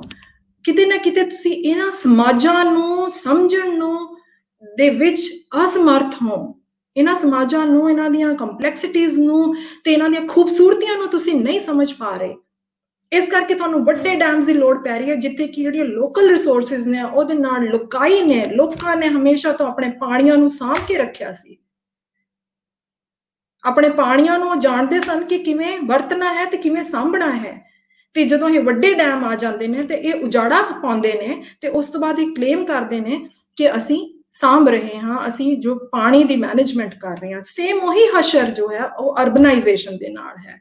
ਮੈਨੂੰ ਲੱਗਦਾ ਕਿ ਅਸੀਂ ਜੇ ਇੱਕ ਵੱਡੇ ਲੈਵਲ ਤੇ ਦੇਖੀਏ ਉਹਨੂੰ, ਸਾਊਥ ਏਸ਼ੀਆ ਦੇ ਵਿੱਚ ਇਹ ਕੀ ਹੋ ਰਿਹਾ ਸੀ, ਤਾਂ ਕਲੋਨੀਅਲਿਜ਼ਮ ਇੱਕ ਬਹੁਤ ਵੱਡਾ ਲੈਂਸ ਹੈ ਜਿਹਦੇ ਥਰੂ ਸਾਨੂੰ ਇਹਨੂੰ ਦੇਖਣਾ ਚਾਹੀਦਾ ਹੈ ਕਿ ਕਿਸ ਤਰੀਕੇ ਨਾਲ ਇੱਥੋਂ ਦੇ ਵੀ ਜਿਹੜੇ ਸਿਆਸਤਦਾਨ ਨੇ, ਸਾਡੇ ਸਮਾਜਾਂ ਦੇ ਜਿਹੜੇ ਸਿਆਸਤਦਾਨ ਨੇ, ਉਹ ਕਿਵੇਂ ਸਾਡੇ ਆਪਣੇ ਜਿਹੜੇ ਪ੍ਰੋਗਰੈਸਿਵ ਟ੍ਰੈਡੀਸ਼ਨਸ ਨੇ, ਈਵਨ ਆਫ ਆਰਕੀਟੈਕਚਰ ਦੇ ਵਿੱਚ ਜਿਹੜਾ ਸਾਡਾ ਜ਼ਬਰਦਸਤ ਇੱਕ ਪ੍ਰੋਗਰੈਸਿਵ ਟ੍ਰੈਡੀਸ਼ਨ ਰਿਹਾ, ਜਿੱਥੇ ਕਿ ਅਸੀਂ ਇੱਥੋਂ ਦੇ ਕਲਾਈਮੇਟ ਦੇ ਹਿਸਾਬ ਦੇ ਨਾਲ, ਇੱਥੋਂ ਦੀਆਂ ਜਿਹੜੀਆਂ ਜ਼ਰੂਰਤਾਂ ਨੇ ਉਹਨਾਂ ਦੇ ਹਿਸਾਬ ਦੇ ਨਾਲ ਅਸੀਂ ਚੀਜ਼ਾਂ ਨੂੰ ਕ੍ਰੀਏਟ ਕਰਦੇ, ਪਰ ਉਹ ਵੀ ਅਸੀਂ ਬਾਹਰੋਂ ਆਈਡੀਆਜ਼ ਨੇ ਜਿਹੜੇ ਉਹ ਇੰਪੋਰਟ ਕੀਤੇ। ਮੈਂ ਯੂਨੀਵਰਸਿਟੀ 'ਚ ਰਹਿੰਦੀ ਹਾਂ ਤੇ ਇੱਥੇ ਜਦੋਂ ਬਹੁਤ ਗਰਮੀ ਦਾ ਮੌਸਮ ਹੁੰਦਾ ਤਾਂ ਉਹੀ ਲੇ ਕੋਰਬੂਜ਼ੀਏ ਦੇ ਆਰਕੀਟੈਕਚਰ ਦੀਆਂ ਬਣੀਆਂ ਹੋਈਆਂ ਛੋਟੀਆਂ ਜਿਹੜੀਆਂ ਨੇ ਸਲਿਟਸ ਕਹਿੰਦੇ ਨੇ ਉਹਨਾਂ ਨੂੰ, ਛੋਟੀਆਂ ਖਿੜਕੀਆਂ ਦੀਆਂ ਲੰਮੀਆਂ ਹੁੰਦੀਆਂ ਨੇ, ਤੇ ਉਹਨਾਂ 'ਚੋਂ ਹਵਾ ਨਹੀਂ ਆ ਰਹੀ ਹੁੰਦੀ ਕਿਉਂਕਿ ਇਹ ਕਲਾਈਮੇਟ ਅਲੱਗ ਸੀ। ਕੋਰਬੂਜ਼ੀਏ ਨੂੰ ਇਸ ਕਲਾਈਮੇਟ ਦਾ ਪਤਾ ਨਹੀਂ ਸੀ ਤੇ ਉਹ ਤਾਂ ਸਾਲ ਦੇ ਵਿੱਚ 2 ਮਹੀਨੇ ਆ ਕੇ ਇੱਥੇ ਰਹਿੰਦੇ ਹੁੰਦੇ ਸਨ ਤੇ 3 ਵਾਰੀ ਆਏ ਸੀ ਉਹ, ਤੇ 3 ਵਾਰ 2-2 ਮਹੀਨੇ ਲਈ ਰਹੇ। ਕਿੰਨਾ ਕੁ ਤੁਸੀਂ ਸਮਾਜ ਨੂੰ ਸਮਝ ਲਓਗੇ? ਤੇ ਮੈਨੂੰ ਏਦਾਂ ਲੱਗਦਾ ਕਿ ਇਹ ਜਿਹੜੀ ਸਿਮਿਲੈਰਿਟੀ ਹੈ ਇਹਨੂੰ ਕਿਤੇ ਨਾ ਕਿਤੇ ਰਿਸਰਚ ਕਰਨ ਦੀ ਲੋੜ ਹੈ ਕਿ ਸਾਊਥ ਏਸ਼ੀਆ ਦੇ ਵਿੱਚ ਤੇ ਲਾਰਜਰ ਗਲੋਬਲ ਸਾਊਥ ਦੇ ਵਿੱਚ ਕਿਵੇਂ ਜੋ ਹੈ ਕਲੋਨੀਅਲ ਜੋ ਇੱਕ ਮੋਡਰਨਿਟੀ ਦਾ ਜਿਹੜਾ ਆਈਡੀਆ ਹੈ ਉਹਨੂੰ ਥੋਪਿਆ ਗਿਆ, ਉਵੇਂ ਹੀ ਥੋਪਿਆ ਗਿਆ ਜਿਵੇਂ ਕਿ ਉਹਨੂੰ ਤੁਸੀਂ ਇੰਪੋਰਟ ਕਰਦੇ ਹੋ। ਤੇ ਉਹਦੇ ਵਿੱਚ ਜਿਹੜੀ ਲੋਕਲ ਕ੍ਰੀਏਟੀਵਿਟੀ ਤੁਸੀਂ ਲੈ ਕੇ ਆਉਣੀ ਸੀ, ਜਿਹੜੇ ਲੋਕਲ ਆਈਡੀਆਜ਼ ਸਨ, ਜਿਹੜੇ ਲੋਕਲ ਲੋਕਾਂ ਦੀਆਂ ਆਵਾਜ਼ਾਂ ਸਨ, ਉਹਨਾਂ ਨੂੰ ਸ਼ਾਮਿਲ ਨਹੀਂ ਕੀਤਾ, ਜਾਂ ਲੋਕਲ ਜਿਹੜੀਆਂ ਪ੍ਰੈਕਟਿਸਿਸ ਸੀ, ਬਿਲਡਿੰਗ ਪ੍ਰੈਕਟਿਸਿਸ ਸੀ, ਉਹਨਾਂ ਨੂੰ ਸ਼ਾਮਿਲ ਨਹੀਂ ਕੀਤਾ। ਸੋ ਇਹ ਜਿਹੜਾ ਇੱਕ ਵੱਡਾ ਕ੍ਰਿਟੀਕ ਮੈਨੂੰ ਲੱਗਦਾ ਮੈਂ ਦੇਖਾਂਗੀ। ਅਦਰਵਾਈਜ਼ ਇਸਲਾਮਾਬਾਦ ਦੇ ਬਾਰੇ ਮੈਂ ਕਹਿ ਸਕਦੀ ਹਾਂ that I don't have much idea because my research was limited in that sense to this city. जी ਅਸੀਂ ਜਦੋਂ ਸਿਟੀਜ਼ ਦੀ ਗੱਲ ਕਰਨੇ ਆ, ਅਰਬਨ ਸਿਟੀਜ਼ ਤੇ ਸਾਨੂੰ ਕੋਈ ਇੱਕ ਤੇ ਹਿਸਟੋਰੀਕਲੀ ਇੱਕ ਚੀਜ਼ ਸਾਨੂੰ ਸੁਣਨ ਚ ਮਿਲਦੀ ਹੈ ਕਿ ਟਾਊਨ ਪਲੈਨਿੰਗ ਦੇ ਵਿੱਚ ਕੁਝ ਖਾਸ ਸਿਆਸੀ ਇਸ਼ੂਜ਼ ਵੀ ਸਨ ਕਿ ਇਹਨਾਂ ਦੀ ਹੁਣ ਟਾਊਨ ਪਲੈਨਿੰਗ ਇਸ ਤਰ੍ਹਾਂ ਦੀ ਕਰਨੀ ਹੈ ਕਿ ਇhtਜਾਜ ਵਗੈਰਾ ਜਾਂ ਜਿਹੜੇ ਪ੍ਰੋਟੈਸਟ ਨੇ ਉਹਨਾਂ ਨੂੰ ਕਿਸ ਤਰ੍ਹਾਂ ਅਸੀਂ ਇਹਦੇ ਵਿੱਚ ਸੈੱਟ ਕਰ ਸਕਨੇ ਆ। ਦੂਜੀ ਇੱਕ ਟਰਮਸ ਯੂਜ਼ ਕੀਤੀ ਜਾਂਦੀ ਹੈ ਮਿਕਸਡ ਯੂਜ਼ ਆਫ ਲੈਂਡ ਔਰ ਸੈਪਰੇਟ ਯੂਜ਼ ਆਫ ਲੈਂਡ, ਕਿ ਜ਼ਿਲ੍ਹੇ ਸ਼ਹਿਰ ਜਿੱਦਾਂ ਸਾਡਾ ਇੱਥੇ ਲੈਲਪੁਰ ਵੀ ਇੱਕ ਤਰ੍ਹਾਂ ਪਲਾਨ ਹੀ ਸੀ ਬਣਾਇਆ ਗਿਆ ਇਹਨੂੰ, ਤੇ ਉਹਦੇ ਵਿੱਚ ਜਿਹੜੀ ਜਿਸ ਤਰ੍ਹਾਂ ਉਹ ਕਿਹਾ ਗਿਆ ਕਿ ਲੋਕ ਥੱਲੇ ਦੁਕਾਨਾਂ ਸਨ, ਚੁਬਾਰਿਆਂ ਤੇ ਰਹਿੰਦੇ ਸਨ, ਉਹ ਥੱਲਿਓਂ ਉਹਨਾਂ ਨੂੰ ਸਾਰੀਆਂ ਖਾਣ ਪੀਣ ਦੀਆਂ ਚੀਜ਼ਾਂ ਮਿਲ ਜਾਂਦੀਆਂ ਸਨ, ਰਿਕਸ਼ਾ, ਟਾਂਗਾ, ਪੈਦਲ, ਹਰ ਤਰ੍ਹਾਂ ਲੋਕ ਉੱਥੇ ਤੱਕ ਜਾ ਰਹੇ ਸਨ। ਲੇਕਿਨ ਜਦੋਂ ਸਾਡੇ ਵੱਲ ਇੱਧਰ ਨਵੀਆਂ ਕਲੋਨੀਆਂ ਔਰ ਨਵੀਆਂ ਚੀਜ਼ਾਂ ਡਿਵੈਲਪ ਹੋਈਆਂ, ਉਹਨਾਂ 'ਚ ਇੱਕ ਖਾਸ ਕਿਸਮ ਦੇ ਲੋਕ ਰਹਿੰਦੇ ਨੇ ਔਰ ਉਹਨਾਂ ਦੀ ਮਾਰਕੀਟ ਜਿਹੜੀ ਹੈ ਉਹ ਜਾ ਕੇ ਗੱਡੀ ਤੇ ਜਾਣਗੇ ਤਾਂ ਉੱਥੇ ਜਾਣੇ ਰਿਕਸ਼ਾ ਅੰਦਰ ਨਹੀਂ ਜਾ ਸਕਦਾ, ਕੋਈ ਦੂਜਾ ਰੇੜੀ ਛਾਬੜੀ ਅੰਦਰ ਨਹੀਂ ਜਾ ਸਕਦੀ। ਸੋ ਇਹਨਾਂ ਦੇ ਹਵਾਲੇ ਨਾਲ ਇਹ ਇੱਕ ਹੋਰ ਤਰ੍ਹਾਂ ਦਾ ਸਾਡੇ ਸਾਹਮਣੇ ਇੱਕ ਸ਼ਕਲ ਬਣਾਉਂਦੇ ਨੇ। ਸੋ ਇਹ ਜਿਹੜਾ ਸੈਪਰੇਟ ਯੂਜ਼ ਆਫ ਲੈਂਡ ਹੈ ਔਰ ਮਿਕਸ ਯੂਜ਼ ਆਫ ਲੈਂਡ ਹੈ, ਇਹਨੂੰ ਤੁਸੀਂ ਕਿਸ ਤਰ੍ਹਾਂ ਵੇਖਦੇ ਹੋ ਇਹਨਾਂ ਨਵੇਂ ਸ਼ਹਿਰਾਂ ਦੀ ਵੰਡ ਵਿੱਚ? ਜੀ ਹਾਂ, ਇਹ ਦਰਅਸਲ ਤੁਸੀਂ ਬਹੁਤ ਅੱਛਾ ਕੀਤਾ ਕਿ ਇਹ ਪੁਆਇੰਟ ਲੈ ਕੇ ਆਏ ਹੋ। ਚੰਡੀਗੜ੍ਹ ਨੂੰ ਜੇ ਤੁਸੀਂ ਦੇਖੋ ਤਾਂ ਕਲੇਮ ਇਹ ਕੀਤਾ ਗਿਆ ਸੀ ਕਿ ਇਹ ਸ਼ਹਿਰ ਜੋ ਹੈ ਉਹ ਮੋਡਰਨਿਟੀ ਦੇ ਜਿਹੜਾ ਇੱਕ ਸੁਪਨਾ ਨੂੰ ਸੱਚ ਕਰੇਗਾ, ਇਕੁਐਲਿਟੀ, ਲਿਬਰਟੀ ਔਰ ਇਹ ਸਾਰੇ ਜਿਹੜੇ ਆਈਡੀਆਜ਼ ਨੇ ਇਹਨਾਂ ਨੂੰ ਅੱਗੇ ਵਧਾਏਗਾ। ਬਟ ਜੇ ਤੁਸੀਂ ਅਸਲ 'ਚ ਦੇਖੋ ਤਾਂ ਸ਼ਹਿਰ ਦੇ ਵਿੱਚ ਇੱਕ ਸੜਕ ਹੈ ਜਿਹਨੂੰ ਮੱਧ ਮਾਰਗ ਕਿਹਾ ਜਾਂਦਾ ਹੈ, ਸ਼ਹਿਰ ਨੂੰ ਵੰਡਦੀ ਹੈ। ਮੈਨੂੰ ਤਾਂ ਲੱਗਦਾ ਹੈ ਕਿ ਉਹ ਇੱਕ ਤਰੀਕੇ ਦੀ ਲక్ష్మణ ਰੇਖਾ ਹੈ ਜਿਹੜੀ ਕਿ ਸ਼ਹਿਰ ਦਾ ਜਿਹੜਾ ਇੱਕ ਬਿਲਕੁਲ ਐਲੀਟ ਪੌਸ਼ ਇਲਾਕਾ ਹੈ ਤੇ ਦੂਜੇ ਪਾਸੇ ਸ਼ਹਿਰ ਦੇ ਮਿਡਲ ਤੇ ਲੋਅਰ ਮਿਡਲ ਕਲਾਸ ਏਰੀਆਜ਼ ਨੇ, ਉਹਨਾਂ ਨੂੰ ਵੰਡ ਦਿੰਦੀ ਹੈ। ਇਹ ਤਾਂ ਕਲਾਸ ਡਿਸਕ੍ਰਿਮੀਨੇਸ਼ਨ ਹੋਈ।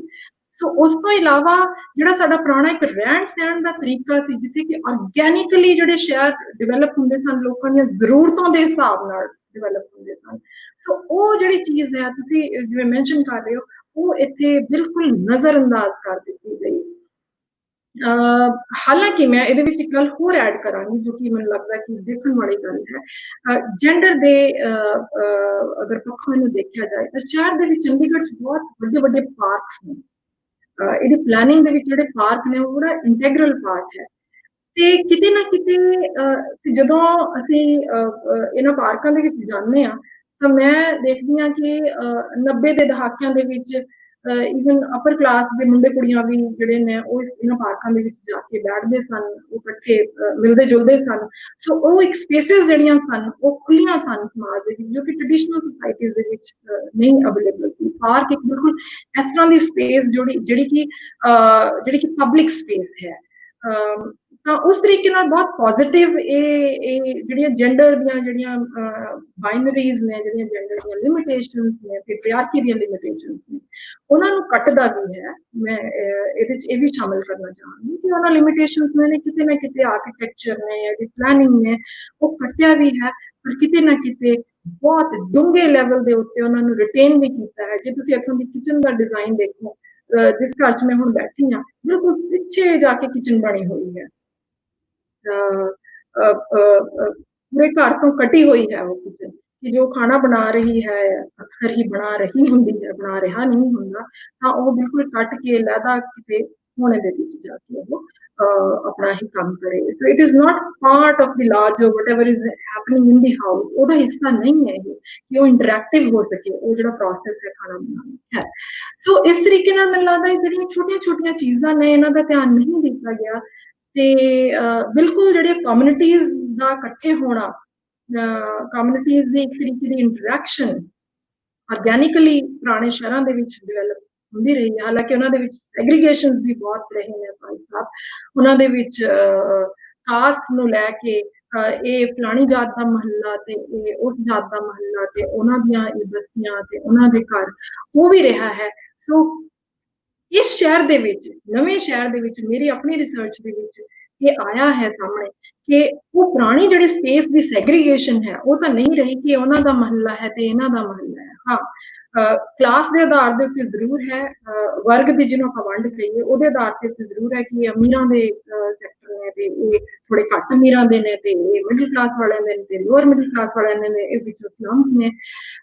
ਪਰ ਉਹਦੇ ਨਾਲ ਨਾਲ ਜਿਵੇਂ ਜ਼ਾਤ ਇੱਥੇ ਪ੍ਰੈਕਟਿਸ ਕੀਤੀ ਜਾਂਦੀ ਹੈ, ਮੈਂ ਇੱਕ ਤੁਹਾਨੂੰ ਛੋਟਾ ਜਿਹਾ ਇੰਸੀਡੈਂਟ ਦੱਸਣਾ ਚਾਹਾਂਗੀ ਜੇ ਆਪਣੇ ਕੋਲ ਵਕਤ ਹੈ। ਇੱਕ ਮੋਹਨ ਲਾਲ ਫਿਲੌਰੀਆ ਕਰਕੇ ਪੰਜਾਬ ਦੇ ਬਹੁਤ ਵਧੀਆ ਬਹੁਤ ਅਵਲ ਦਰਜੇ ਦੇ ਦਲਿਤ ਲੇਖਕ ਹੋਏ ਨੇ। ਉਹਨਾਂ ਨਾਲ ਇੱਕ ਵਾਰ ਗੱਲ ਕਰਦੇ ਹੋਏ ਉਹਨਾਂ ਦੀ ਕਹਾਣੀ ਹੈ ਮੋਚੀ ਦਾ ਪੁੱਤ। ਪੰਜਾਬ 'ਚ ਬਹੁਤ ਜ਼ਿਆਦਾ ਨਾਟਕ ਇੱਥੇ ਖੇਡੇ ਗਏ ਨੇ ਤੇ ਉਹ ਬੈਂਕ 'ਚ ਇੰਪਲਾਈ ਨੇ, ਚੰਡੀਗੜ੍ਹ 'ਚ ਹੁੰਦੇ ਸੀ, ਹੁਣ ਚਲੇ ਗਏ ਨੇ, ਫਿਲੌਰ ਸ਼ਹਿਰ ਰਹਿੰਦੇ ਨੇ। ਤੇ ਉਹਨਾਂ ਨੇ ਇਹਦੇ 'ਚ ਜ਼ਿਕਰ ਕੀਤਾ ਇੱਕ ਵਾਰ ਮੈਨੂੰ ਕਿ ਨਵਪ੍ਰੀਤ, ਇਸ ਸ਼ਹਿਰ ਦੇ ਵਿੱਚ ਕੋਈ ਤੁਹਾਨੂੰ ਸਿੱਧੇ ਨਹੀਂ ਪੁੱਛੂਗਾ ਤੁਹਾਡੀ ਜਾਤ ਕੀ ਹੈ। ਇਹ ਸ਼ਹਿਰ ਦੇ ਜਿਹੜੇ ਬਸ਼ਿੰਦੇ ਨੇ ਬਹੁਤ ਮਾਡਰਨ ਨੇ ਤੇ ਜ਼ਿਆਦਾ ਹੀ ਸਮਝਦਾਰ ਨੇ। ਉਹ ਤੁਹਾਨੂੰ ਇਹ ਪੁੱਛਣਗੇ ਕਿ ਤੁਸੀਂ ਕਿਹੜੇ ਪਿੰਡੋਂ ਆਏ ਹੋ ਪੰਜਾਬ ਤੋਂ, ਤੇ ਉਸ ਪਿੰਡ ਦੇ ਵਿੱਚ ਸਾਡਾ ਘਰ ਚੜ੍ਹਦੇ ਪਾਸੇ ਸੀ ਕਿ ਲਹਿੰਦੇ ਪਾਸੇ ਸੀ। ਲਹਿੰਦੇ ਪਾਸੇ ਆਮ ਤੌਰ ਤੇ ਦਲਿਤਾਂ ਦੇ ਘਰ ਹੁੰਦੇ ਨੇ ਤੇ ਚੜ੍ਹਦੇ ਪਾਸੇ ਉੱਚੇ ਜਿਹੜੇ ਸੋ ਕਾਲਡ ਉੱਚੀਆਂ ਜਾਤਾਂ ਨੇ ਉਹਨਾਂ ਦੇ ਘਰ ਹੁੰਦੇ ਨੇ। ਉਹ ਕਹਿੰਦੇ ਨੇ ਇਹਨਾਂ ਦੀ ਲੈਂਗੁਏਜ ਜਿਹੜੀ ਹੈ ਉਹ ਬਹੁਤ ਇਨਵਰਟਡ ਹੈ, ਬਹੁਤ ਹਿਡਨ ਤਰੀਕੇ ਨਾਲ ਕੰਮ ਕਰਦੀ ਹੈ। ਤੇ ਕਹਾਣੀ ਦੇ ਵਿੱਚ ਵੀ ਕੋਈ ਇਸੇ ਤਰ੍ਹਾਂ ਦੀ ਉਹਨਾਂ ਦੀ ਜਿਹੜੀ ਮੋਚੀ ਦਾ ਪੁੱਤ ਕਹਾਣੀ ਹੈ, ਉਸ ਇਸ ਤਰੀਕੇ ਦੀ ਗੱਲ ਉਹ ਕਰਦੇ ਨੇ। ਸੋ ਇਹ ਓਪਨਲੀ ਨਹੀਂ ਹੋਇਆ ਹੈ, ਬਟ ਜਿਹੜੀਆਂ ਆਈਡੈਂਟੀਟੀਜ਼ ਨੇ ਇਹ ਅੰਦਰੋਂ ਅੰਦਰ ਹਿਡਨ ਤਰੀਕੇ ਨਾਲ, ਜੋ ਕਿ ਬਹੁਤ ਜ਼ਿਆਦਾ ਖਤਰਨਾਕ ਹੈ, ਉਹ ਆਪਰੇਟ ਕਰਦੀਆਂ ਨੇ। ਤੇ ਬਾਹਰ ਮਾਡਰਨਿਟੀ ਦਾ ਜਿਹੜਾ ਗਾਰਬ ਹੈ, ਮਾਡਰਨਿਟੀ ਦਾ ਜਿਹੜਾ ਚੋਲਾ ਹੈ, ਉਹ ਸ਼ਹਿਰ ਪਾਈ ਰੱਖਦਾ ਹੈ ਤੇ ਕਲੇਮ ਕਰਦਾ ਰਹਿੰਦਾ ਹੈ ਕਿ ਅਸੀਂ ਬਹੁਤ ਮਾਡਰਨ ਹਾਂ, ਆਧੁਨਿਕ ਹਾਂ, ਛੱਡ ਚੁੱਕੇ ਹਾਂ ਸਭ ਕੁਝ ਪਿੱਛੇ। ਜੀ, ਡਾਕਟਰ ਪਿਸ਼ੌਰਾ ਸਿੰਘ ਨੇ ਸਾਡੇ ਨਾਲ, ਉਹਨਾਂ ਨੇ ਪੁੱਛਿਆ ਕਿ ਚੰਡੀਗੜ੍ਹ ਆਬਾਦ ਕੀਤਾ, ਕਿੰਨਾਂ ਨੂੰ ਬਰਬਾਦ ਕੀਤਾ? 100 ਤੋਂ ਵੱਧ ਪਿੰਡ ਡਿਸਟਰਾਈ ਹੋਏ ਤੇ ਚੰਡੀਗੜ੍ਹ ਬਿਲਡ ਹੋਇਆ, ਪਰ ਪੰਜਾਬ ਨੂੰ ਕੀ ਲੱਭਾ ਇਹਦੇ ਵਿੱਚ? ਪੰਜਾਬ ਨੂੰ ਲੈ ਕੇ ਦਰਅਸਲ ਵਿੱਚੋਂ ਇੱਕ ਪੀਰੀਅਡ ਆਇਆ ਸੀ ਜਦੋਂ ਇਹ ਗੱਲ ਹੋਈ ਕਿ ਚੰਡੀਗੜ੍ਹ ਕਿਸ ਪਾਸੇ ਜਾਏ। ਪੰਜਾਬ ਤੇ ਉਹਦੇ ਨਾਲ ਨਾਲ ਹਰਿਆਣਾ ਨੇ ਵੀ ਆਪਣੇ ਕਲੇਮਸ ਸੀ ਜਿਹੜੇ ਇਹਦੇ ਤੇ ਉਹ ਰੱਖੇ। ਮੈਂ ਉਸ ਸਵਾਲ ਤੋਂ, ਤੇ ਉਹ ਜਦੋਂ ਤੁਸੀਂ ਪੁਰਾਣੇ ਆਰਕਾਈਵਸ ਦੇ ਵਿੱਚ ਜਾਂਦੇ ਹੋ ਤਾਂ ਉਹ ਇੱਕ ਪੀਰੀਅਡ ਹੈ ਜਿਸ ਦੇ ਵਿੱਚ ਇਹ ਬਾਰ-ਬਾਰ ਗੱਲ ਉੱਠਦੀ ਹੈ ਕਿ ਚੰਡੀਗੜ੍ਹ ਜੋ ਹੈ ਉਹ ਕਿਹਨੂੰ ਬਿਲੋਂਗ ਕਰਦਾ ਹੈ। ਮੈਂ ਜੇ ਚੰਡੀਗੜ੍ਹ ਦੀ ਗੱਲ ਕਰਾਂ, ਜਦੋਂ ਮੈਂ ਇੱਥੋਂ ਦੇ ਜਿਹੜੇ ਡਿਸਪਲੇਸਡ ਲੋਕ ਨੇ ਉਹਨਾਂ ਦੀ ਗੱਲ ਕਰਾਂ, ਤਾਂ ਉਹਦੇ ਵਿੱਚ ਮੈਂ ਇੱਕ ਸਟ੍ਰੀਕ ਜਿਹੜਾ ਹੈ ਉਹ ਇਹ ਦੇਖਦੀ ਹਾਂ ਕਿ ਅਸੀਂ ਪੰਜਾਬੀ ਸਾਂ ਤੇ ਸਾਡੇ ਨਾਲ ਇਹ ਧੱਕਾ ਹੋਇਆ। ਬਿਲਕੁਲ ਇਹੀ ਸਟ੍ਰੀਕ ਕਿ ਇਹ ਤਾਂ ਸਾਡਾ ਪਹੁੰਚ ਦਾ ਇਲਾਕਾ ਸੀ, ਇਹ ਤਾਂ ਸਾਡਾ ਆਪਣਾ ਇੱਕ ਬੋਲੀ, ਇੱਕ ਕਲਚਰ, ਇੱਕ ਸਾਡਾ ਆਪਣਾ ਸਾਡਾ ਇੱਕ ਰਹਿਣ ਸਹਿਣ ਦਾ ਤਰੀਕਾ ਸੀ, ਉਹ ਸਾਡੇ ਤੋਂ ਖੋਹ ਲਿਆ ਗਿਆ। ਤੇ ਇਹਦੇ 'ਚ 2 ਕਿਤਾਬਾਂ ਨੇ, ਇੱਕ ਤਾਂ ਹੈ ਚੰਡੀਗੜ੍ਹ ਉਜਾੜਿਆਂ ਦੀ ਦਾਸਤਾਨ, ਤਰਲੋਚਨ ਸਿੰਘ ਹੋਰਾਂ ਨੇ ਲਿਖੀ ਹੈ, ਤੇ ਇੱਕ ਚੰਡੀਗੜ੍ਹ ਲੋਕ ਕੀਤੇ ਪੁਆਂਦੀ ਦੀ ਪਿੰਡ, ਮਨਮੋਹਨ ਸਿੰਘ ਦਾਊ ਹੋਰਾਂ ਨੇ ਲਿਖੀ ਹੈ। ਮੈਨੂੰ ਲੱਗਦਾ ਇਹ ਦੋਨੋਂ ਕਿਤਾਬਾਂ ਜ਼ਰੂਰ ਵੇਖਣੀਆਂ ਚਾਹੀਦੀਆਂ ਨੇ। ਤੇ ਜਿੱਥੋਂ ਤੱਕ ਇੱਥੋਂ ਦੇ ਬਸ਼ਿੰਦਿਆਂ ਦੀ ਗੱਲ ਹੈ, ਤੇ ਉਹ ਜਿਹੜਾ ਪੰਜਾਬ ਤੇ ਪੰਜਾਬੀ ਹੋਣ ਦਾ ਸੈਂਟੀਮੈਂਟ ਹੈ ਉਹ ਬਹੁਤ ਸਟਰੋਂਗ ਹੈ। ਜਿਹੜੇ ਡਿਸਪਲੇਸ ਹੋਏ ਨੇ ਉਹਨਾਂ ਦੇ ਵਿੱਚ, ਉਹਨਾਂ ਦੀ ਮੈਂ ਹੀ ਗੱਲ ਕਰ ਸਕਦੀ ਹਾਂ ਕਿਉਂਕਿ ਮੇਰਾ ਰਿਸਰਚ ਉੱਥੇ ਤੱਕ ਲਿਮਿਟਡ ਹੈ। ਤੇ ਉਸ ਦੇ ਨਾਲ ਨਾਲ ਪਰ ਮੈਂ ਇਹ ਗੱਲ ਵੀ ਕਹਾਂਗੀ ਕਿਉਂਕਿ ਇੱਥੇ ਬਹੁਤ ਸਾਰੇ ਸਲਮਸ ਨੇ, ਤੇ ਜੋ ਹਾਲ ਦੁਨੀਆ ਦੇ ਸਾਰੇ ਸਲਮਸ ਦੇ ਵਿੱਚ ਹੁੰਦਾ ਹੈ ਕਿ ਪਹਿਲੇ ਸਲਮਸ ਸਿਆਸਤਦਾਨ ਵਸਾਉਂਦੇ ਨੇ ਤੇ ਫਿਰ ਉਹਨਾਂ ਨੂੰ ਉਜਾੜਦੇ ਵੀ ਨੇ, ਤੇ ਕਿਤੇ ਨਾ ਕਿਤੇ ਰੀਹੈਬਿਲਿਟੇਸ਼ਨ ਦੀ ਵੀ ਗੱਲ ਕਰਦੇ ਨੇ, ਤੇ ਉਹਨਾਂ 'ਚ ਥੋੜੇ ਬਹੁਤੇ ਸਲਮ ਡਿਵੈਲਪਰਸ ਨੂੰ ਉਹ ਥੋੜਾ ਬਹੁਤਾ ਕੁਛ ਨਾ ਕੁਛ ਕੰਪਨਸੇਸ਼ਨ ਜਾਂ ਥੋੜਾ ਬਹੁਤਾ ਰਿਹਾਇਸ਼ ਦਾ ਦੇ ਕੇ ਤੇ ਮਾਮਲਾ ਰਫਾ ਦਫਾ ਕਰਦੇ ਨੇ। ਤੇ ਜਿਹੜੇ ਇੱਥੋਂ ਦੇ ਬਸ਼ਿੰਦੇ ਨੇ, ਜਿਹੜੇ ਖਾਸ ਕਰ ਪੰਜਾਬੀ ਬੈਕਗ੍ਰਾਉਂਡ ਦੇ ਬਸ਼ਿੰਦੇ ਨੇ, ਜਿਹੜੇ ਪੇਂਡੂ ਲੋਕ ਨੇ, ਇੱਥੋਂ ਦੇ ਜਿਹੜੇ ਪਿੰਡਾਂ ਦੇ ਉਜੜੇ ਹੋਏ ਲੋਕ ਨੇ, ਉਹ ਇਹ ਸੈਂਟੀਮੈਂਟ ਲੈ ਕੇ ਆਉਂਦੇ ਨੇ। ਉਹ ਕਹਿੰਦੇ ਨੇ ਸਾਡੇ ਨਾਲ ਇਹ ਧੱਕਾ ਹੋਇਆ, ਤੇ ਪਰ ਉਸ ਦੇ ਨਾਲ ਨਾਲ ਉਹ ਇਹ ਵੀ ਕਹਿੰਦੇ ਨੇ ਕਿ ਦੇਖੋ ਇਹਨਾਂ ਨੂੰ, ਇਹ ਤਾਂ ਜਿਹੜੇ ਇਹ ਬਾਹਰੋਂ ਆਏ ਨੇ, ਸਲਮ ਡਿਵੈਲਪਰਸ ਸ਼ਬਦ ਨਹੀਂ ਯੂਜ਼ ਕਰਦੇ, ਆਮ ਤੌਰ ਤੇ ਭਈਆ ਸ਼ਬਦ ਯੂਜ਼ ਕਰਦੇ ਨੇ। ਇਹ ਬਾਹਰੋਂ ਆਏ ਨੇ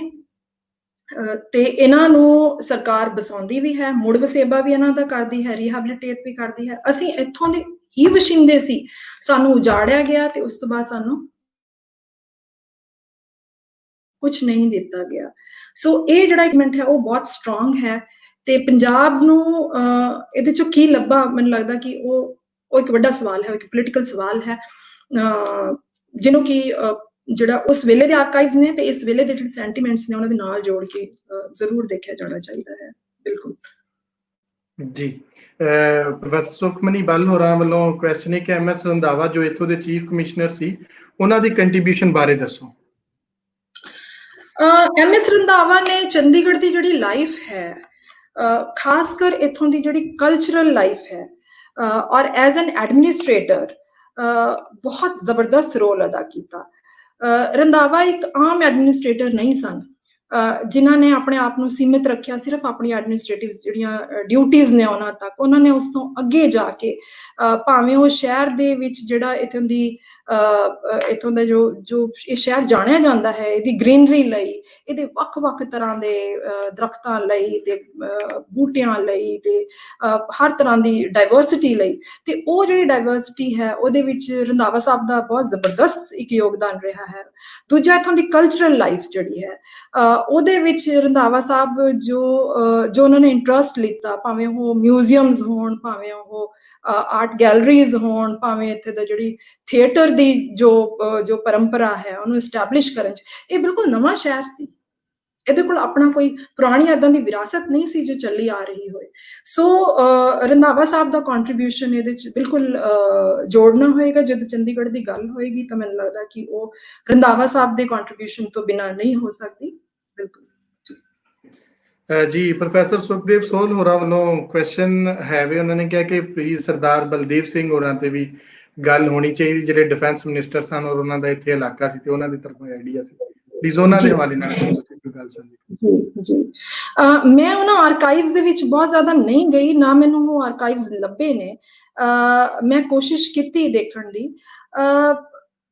ਪਰ ਉਹਦੇ 'ਚ ਕਿਤੇ ਕਿਤੇ ਟਾਵਾਂ ਜਿਹਾ ਮਾੜਾ ਮੋਟਾ ਜਿਹਾ ਜ਼ਿਕਰ ਆਉਂਦਾ ਹੈ ਜਿੱਥੇ ਕਿ ਉਹ ਪ੍ਰਿਥੀ ਸਿੰਘ ਆਜ਼ਾਦ ਕਰਕੇ ਇੱਕ ਇੱਥੋਂ ਦੇ ਲੋਕਲ ਪੋਲੀਟੀਸ਼ੀਅਨਸ ਹੁੰਦੇ ਸਨ। ਸੋ ਏਦਾਂ ਦੀਆਂ ਥੋੜ੍ਹੀਆਂ ਬਹੁਤ ਜਿਹੜੀਆਂ ਨੇ ਰੈਫਰੈਂਸਿਸ ਆਉਂਦੀਆਂ ਨੇ, but I would really like to, ਮੈਂ ਚਾਹਾਂਗੀ ਕਿ ਉਹ ਜਿਹੜੇ ਆਰਕਾਈਵਸ ਨੇ ਜੇ ਕਿਸੇ ਕੋਲ ਅਵੇਲੇਬਲ ਹੋਣ ਤਾਂ ਮੈਂ ਜ਼ਰੂਰ ਉਹਨਾਂ ਨੂੰ ਵੇਖਣਾ ਚਾਹਾਂਗੀ, ਕਿਉਂਕਿ ਇੱਥੋਂ ਦਾ ਜੋ ਇੱਕ ਪੋਲੀਟੀਕਲ ਜੋ ਸਿਆਸਤਦਾਨ ਉਸ ਵੇਲੇ ਦੇ ਸਨ, ਉਹਨਾਂ ਦਾ ਕੁਝ ਰੋਲ ਇਹਦੇ 'ਚ ਰਿਹਾ ਕਿ ਚੰਡੀਗੜ੍ਹ ਬਣੇ ਜਾਂ ਚੰਡੀਗੜ੍ਹ ਨਾ ਬਣੇ, ਤੇ ਉਹਨੂੰ ਲੈ ਕੇ ਕਈ ਤਰ੍ਹਾਂ ਦੇ ਨੈਰੇਟਿਵਸ ਮੈਂ ਕਹਿ ਸਕਦੀ ਹਾਂ। ਅੰਗਰੇਜ਼ ਸਿੰਘ ਹੋਰੀ ਹੁੰਦੇ ਸੀ ਇੱਥੇ ਇੱਕ, ਜਿਨ੍ਹਾਂ ਨੇ ਕਿ ਪਿੰਡ ਬਚਾਓ ਮੋਰਚਾ ਜਿਹੜਾ ਸੀ ਇੱਥੇ ਸ਼ੁਰੂ ਕੀਤਾ ਸੀ ਜਦੋਂ ਚੰਡੀਗੜ੍ਹ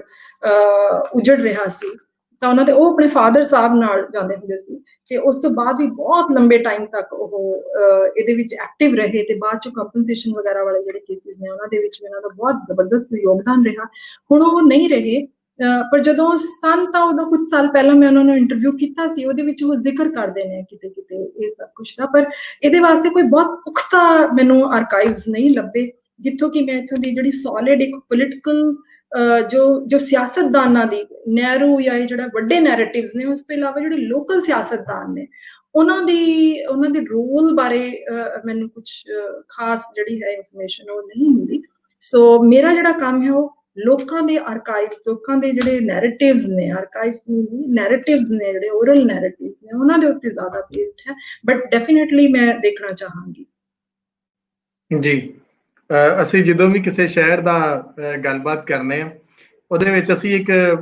ਜਿਹੜਾ ਖਾਸ ਕਰਕੇ ਅਸੀਂ ਆਪਣੇ ਰਿਸੋਰਸ ਪਰਸਨ ਕੋਲੋਂ ਜ਼ਰੂਰ ਰਿਕੁਐਸਟ ਕਰਨੇ ਕਿ ਤੁਸੀਂ ਇੱਥੇ ਦੇ ਕੋਈ ਸਾਨੂੰ ਕੋਈ ਮਸ਼ਹੂਰ ਖਾਣਾ ਦੱਸੋ, ਕੋਈ ਇਹੋ ਜਿਹੀ ਸ਼ਾਇਦ ਲਈ ਇੱਥੇ ਬੰਦਾ ਕੋਈ ਆਵੇ ਤੇ ਉਹ ਕੀ ਖਾ ਸਕਦਾ, ਕੋਈ ਪਾਰਕ ਐਸਾ, ਕੋਈ ਐਸਾ ਮੋਨੂਮੈਂਟ ਜਿੱਥੇ ਜਾ ਸਕਦਾ ਹੋਵੇ। ਸੋ ਇੱਕ ਵਿਊ ਸ਼ਹਿਰ ਦਾ, ਕਿਉਂਕਿ ਚੰਡੀਗੜ੍ਹ ਦਾ ਜਿਹੜਾ ਤੁਸੀਂ ਜ਼ਿਕਰ ਕੀਤਾ ਤੇ ਉਹ ਗਾਣਿਆਂ 'ਚ ਸੈਕਟਰ 17 ਸੁਣ ਕੇ ਇੱਧਰ ਦੇ ਲੋਕਾਂ ਨੂੰ ਵੀ ਚੰਡੀਗੜ੍ਹ ਦਾ ਜ਼ਰਾ ਵੇਖਣਾ ਚਾਹੁੰਦੇ ਨੇ, ਤੇ ਉਸ ਹਵਾਲੇ ਨਾਲ ਵੀ ਅਗਰ ਥੋੜਾ ਜਿਹਾ ਟਾਈਮ ਜੀ। ਦਰਅਸਲ ਇਹ ਸਵਾਲ ਮੇਰੇ ਮਨ 'ਚ ਵੀ ਆ ਰਿਹਾ ਸੀ ਕਿ ਤੁਸੀਂ ਪੁੱਛੋਗੇ ਕਿ ਇੱਥੋਂ ਦੀ ਕਿਸੇ ਵੀ ਆਪਾਂ ਸ਼ਹਿਰ ਜਾਈਏ, ਕਿਤੇ ਵੀ ਪੁਰਾਣੇ ਸ਼ਹਿਰ ਜਾਈਏ, ਆਪਣੇ ਸਾਊਥ ਏਸ਼ੀਆ ਤਾਂ ਹੈ ਹੀ ਹੈ, ਖਾਸ ਕਰ ਇੱਧਰ ਤੇ ਉੱਧਰ ਦੇ ਦੋਵੇਂ ਇਲਾਕਿਆਂ 'ਚ, ਸਰਹੱਦ ਤੇ ਇਸ ਤੇ ਉਸ ਪਾਰ ਮਠਿਆਈ ਦੀ ਗੱਲ ਹੁੰਦੀ ਹੈ, ਖਾਣ ਪੀਣ ਦੀ ਗੱਲ ਹੁੰਦੀ ਹੈ, ਕੱਪੜੇ ਦੀ ਗੱਲ ਹੁੰਦੀ ਹੈ, ਸੋ ਇਸ ਤਰ੍ਹਾਂ ਦੀਆਂ। ਬਟ ਇਸ ਸ਼ਹਿਰ ਨੂੰ ਜੇ ਤੁਸੀਂ ਵੇਖੋਗੇ ਤਾਂ ਮੈਂ ਘੱਟੋ ਘੱਟ ਨਹੀਂ ਇਹ ਲੱਭ ਸਕੀ ਕਿ ਇੱਥੋਂ ਦੀ ਕੁਝ ਏਦਾਂ ਦਾ ਹੋਏ ਜੋ ਕਿ ਬਹੁਤ ਟ੍ਰੈਡੀਸ਼ਨਲ ਹੈ, ਜੋ ਇੱਥੋਂ ਦਾ ਹੀ ਹੈ, ਜੋ ਇਸ ਇਲਾਕੇ ਦਾ ਹੈ, ਤੇ ਉਹ ਚੰਡੀਗੜ੍ਹ 'ਚ ਵੀ ਜ਼ਿੰਦਾ ਰਿਹਾ। ਉਹ ਜਿਹੜੀਆਂ ਪ੍ਰੈਕਟਿਸਿਸ ਨੇ, ਭਾਵੇਂ ਉਹ ਫੂਡ ਦੀਆਂ ਪ੍ਰੈਕਟਿਸਿਸ ਹੋਣ, ਭਾਵੇਂ ਉਹ ਕਲੋਥਿੰਗ ਦੀਆਂ ਕੁਝ ਏਦਾਂ ਦੀਆਂ ਖਾਸ ਤਰ੍ਹਾਂ ਦੀਆਂ ਜਿਹੜੀਆਂ ਲੋਕਲ ਪ੍ਰੈਕਟਿਸਿਸ ਨੇ ਜਿਹੜੀਆਂ ਕਿ ਰਹੀਆਂ ਵੀ। ਪਰ ਮੈਂ ਹਾਂ ਇੱਕ ਗੱਲ ਜ਼ਰੂਰ ਕਹਾਂਗੀ ਕਿ ਜਿਵੇਂ ਪੰਜਾਬ ਦੇ ਹਰ ਗਲੀ ਕੂਚੇ ਦੇ ਵਿੱਚ ਤੁਹਾਨੂੰ ਕੋਈ ਛੋਟੀ ਜਿਹੀ ਮਜ਼ਾਰ, ਕੋਈ ਛੋਟਾ ਜਿਹਾ ਦਰਗਾਹ, ਉਹ ਤੁਹਾਨੂੰ ਚੰਡੀਗੜ੍ਹ 'ਚ ਵੀ ਮਿਲਣਗੀਆਂ। ਉਹ ਇੱਕ ਕੁਝ ਹੈ ਜੋ ਕਿ ਤੁਹਾਨੂੰ ਇਸ ਸ਼ਹਿਰ ਦੇ ਵਿੱਚ ਦੇ ਮਾਡਰਨ ਹੋਣ ਦੇ ਨਾਲ ਇਹਦੇ ਅਨਮਾਡਰਨ ਹੋਣ ਦੀ ਵੀ ਅਹਿਸਾਸ ਕਰਾਉਂਦਾ ਹੈ। ਤੇ ਦੂਜਾ ਮੈਂ ਕਹਾਂਗੀ ਇਹਦੇ ਜਿਹੜੇ ਮਾਡਰਨ ਮੋਨੂਮੈਂਟਸ ਨੇ, ਭਾਵੇਂ ਉਹ ਕੈਪੀਟਲ ਕੰਪਲੈਕਸ ਹੋਏ ਜਿਹਨੂੰ ਕਿ ਵਰਲਡ ਯੂਨੈਸਕੋ ਹੈਰੀਟੇਜ ਸਾਈਟ ਜਿਹੜਾ ਹੈ ਉਹ ਕਰਾਰ ਦਿੱਤਾ ਗਿਆ ਹੈ, ਉਹ ਉਸ ਤਰ੍ਹਾਂ ਦੇ ਜਿਹੜੇ ਮੋਨੂਮੈਂਟਸ ਨੇ ਜਿਹੜੇ ਕਿ ਆਰਕੀਟੈਕਚਰ ਦੇ ਬੇਸ ਨੇ, ਕਰਬੂਜ਼ੀਏ ਤੇ ਉਹਨਾਂ ਦੀ ਟੀਮ ਦੇ ਡਿਜ਼ਾਈਨ ਕੀਤੇ ਹੋਏ ਨੇ, ਉਹ ਤੁਸੀਂ ਜ਼ਰੂਰ ਇੱਥੋਂ ਦੇਖ ਸਕਦੇ ਹੋ ਇੱਥੇ ਆ ਕੇ। ਤੇ ਦੂਜਾ ਜਿਹੜਾ ਇੱਕ ਲੋਕਾਂ ਨੇ ਜੇ ਕੁਝ ਸਿਰਜਿਆ ਹੈ ਤਾਂ ਉਹਨਾਂ ਤੋਂ ਨੇਕ ਚੰਦ ਜੀ ਹੋਰਾਂ ਦਾ ਨਾਂ ਕਾਫੀ ਮੈਂ ਕਹਾਂਗੀ ਕਿ ਇੱਜ਼ਤ ਨਾਲ ਲਿਆ ਜਾਂਦਾ ਹੈ, ਜਿਨ੍ਹਾਂ ਨੇ ਇੱਥੋਂ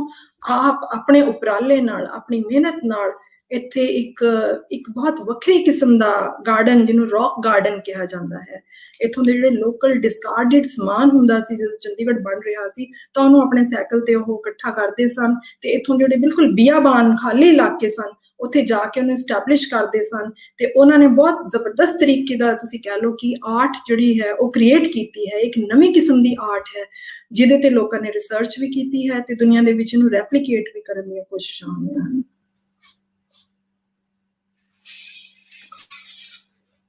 ਜੀ ਬਹੁਤ ਸ਼ੁਕਰੀਆ ਤੁਹਾਡਾ, ਤੁਸੀਂ ਅੱਜ ਸਾਡੇ ਨਾਲ ਆਏ ਔਰ ਐਡੀ ਸੋਹਣੀ ਗੱਲਬਾਤ ਸਾਡੇ ਨਾਲ ਸਾਂਝੀ ਕੀਤੀ। ਸਾਡੇ ਜਿੰਨੇ ਸੀਨੀਅਰ ਦੋਸਤ ਇੱਧਰ ਕਮੈਂਟ ਲਿਖ ਰਹੇ ਸਨ ਔਰ ਗੱਲਬਾਤ ਕਰ ਰਹੇ ਸਨ, ਉਹ ਮੈਂ ਤੁਹਾਨੂੰ ਰਿਕੁਐਸਟ ਕਰਾਂਗਾ ਕਿ ਤੁਸੀਂ ਜ਼ਰੂਰ ਵੇਖਣਾ ਜਦੋਂ ਉਸ ਟਾਕ ਤੋਂ ਬਾਅਦ ਜਾ ਕੇ, ਔਰ ਹੋ ਸਕੇ ਤੇ ਕੁਝ ਸਵਾਲ, ਕਿਉਂਕਿ ਲਿਮਿਟਡ ਟਾਈਮ ਹੁੰਦਾ, ਕੁਝ ਰਹਿ ਵੀ ਜਾਂਦੇ ਨੇ, ਤੁਸੀਂ ਉਹਨਾਂ ਨੂੰ ਵੇਖ ਕੇ ਅਗਰ ਆਨਸਰ ਕਰ ਸਕੋ ਤੇ ਬੜੀ ਮਿਹਰਬਾਨੀ ਹੋਏਗੀ।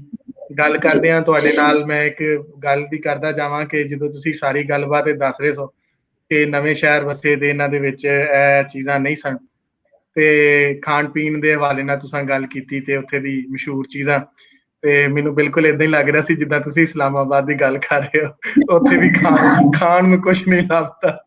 ਜਿਹੜਾ ਵੀ ਕੋਈ ਹੈ ਕੋਈ ਨਵਾਂ ਜਿਹਾ ਹੀ। ਸੋ ਲਾਹੌਰ ਵਰਗਾ ਜਾਂ ਤੁਸੀਂ ਕਹਿ ਲਓ ਕਿ ਕਰਾਚੀ ਜਾਂ ਪਿਸ਼ੌਰ ਵਰਗਾ, ਜਾਂ ਇਸ ਤਰ੍ਹਾਂ ਹੀ ਅਗਰ ਤੁਸੀਂ ਹੈਦਰਾਬਾਦ ਸਿੰਧ ਚਲ ਜਾਓ ਤੇ ਉੱਥੇ ਦੇ ਟ੍ਰੈਡੀਸ਼ਨਲ ਖਾਣੇ, ਉੱਥੇ ਦੀ ਸਾਰਾ ਕੁਝ ਉਹ ਮੌਜੂਦ ਹੈ। ਤੇ ਮੈਂ ਆਖਰੀ ਗੱਲ ਤੁਹਾਡਾ ਪੁੱਛਾਂਗਾ ਕਿ ਕਿਤੇ ਲੱਗਦਾ ਨਹੀਂ ਕਿ ਜਿਸ ਤਰ੍ਹਾਂ ਪੁਰਾਣੇ ਸ਼ਹਿਰ ਵਸਦੇ ਸੀ ਜਾਂ ਉਹਨਾਂ ਦੇ ਵਿੱਚ ਜਿਹੜੀ ਪਲੈਨਿੰਗ ਕੀਤੀ ਜਾਂਦੀ ਸੀ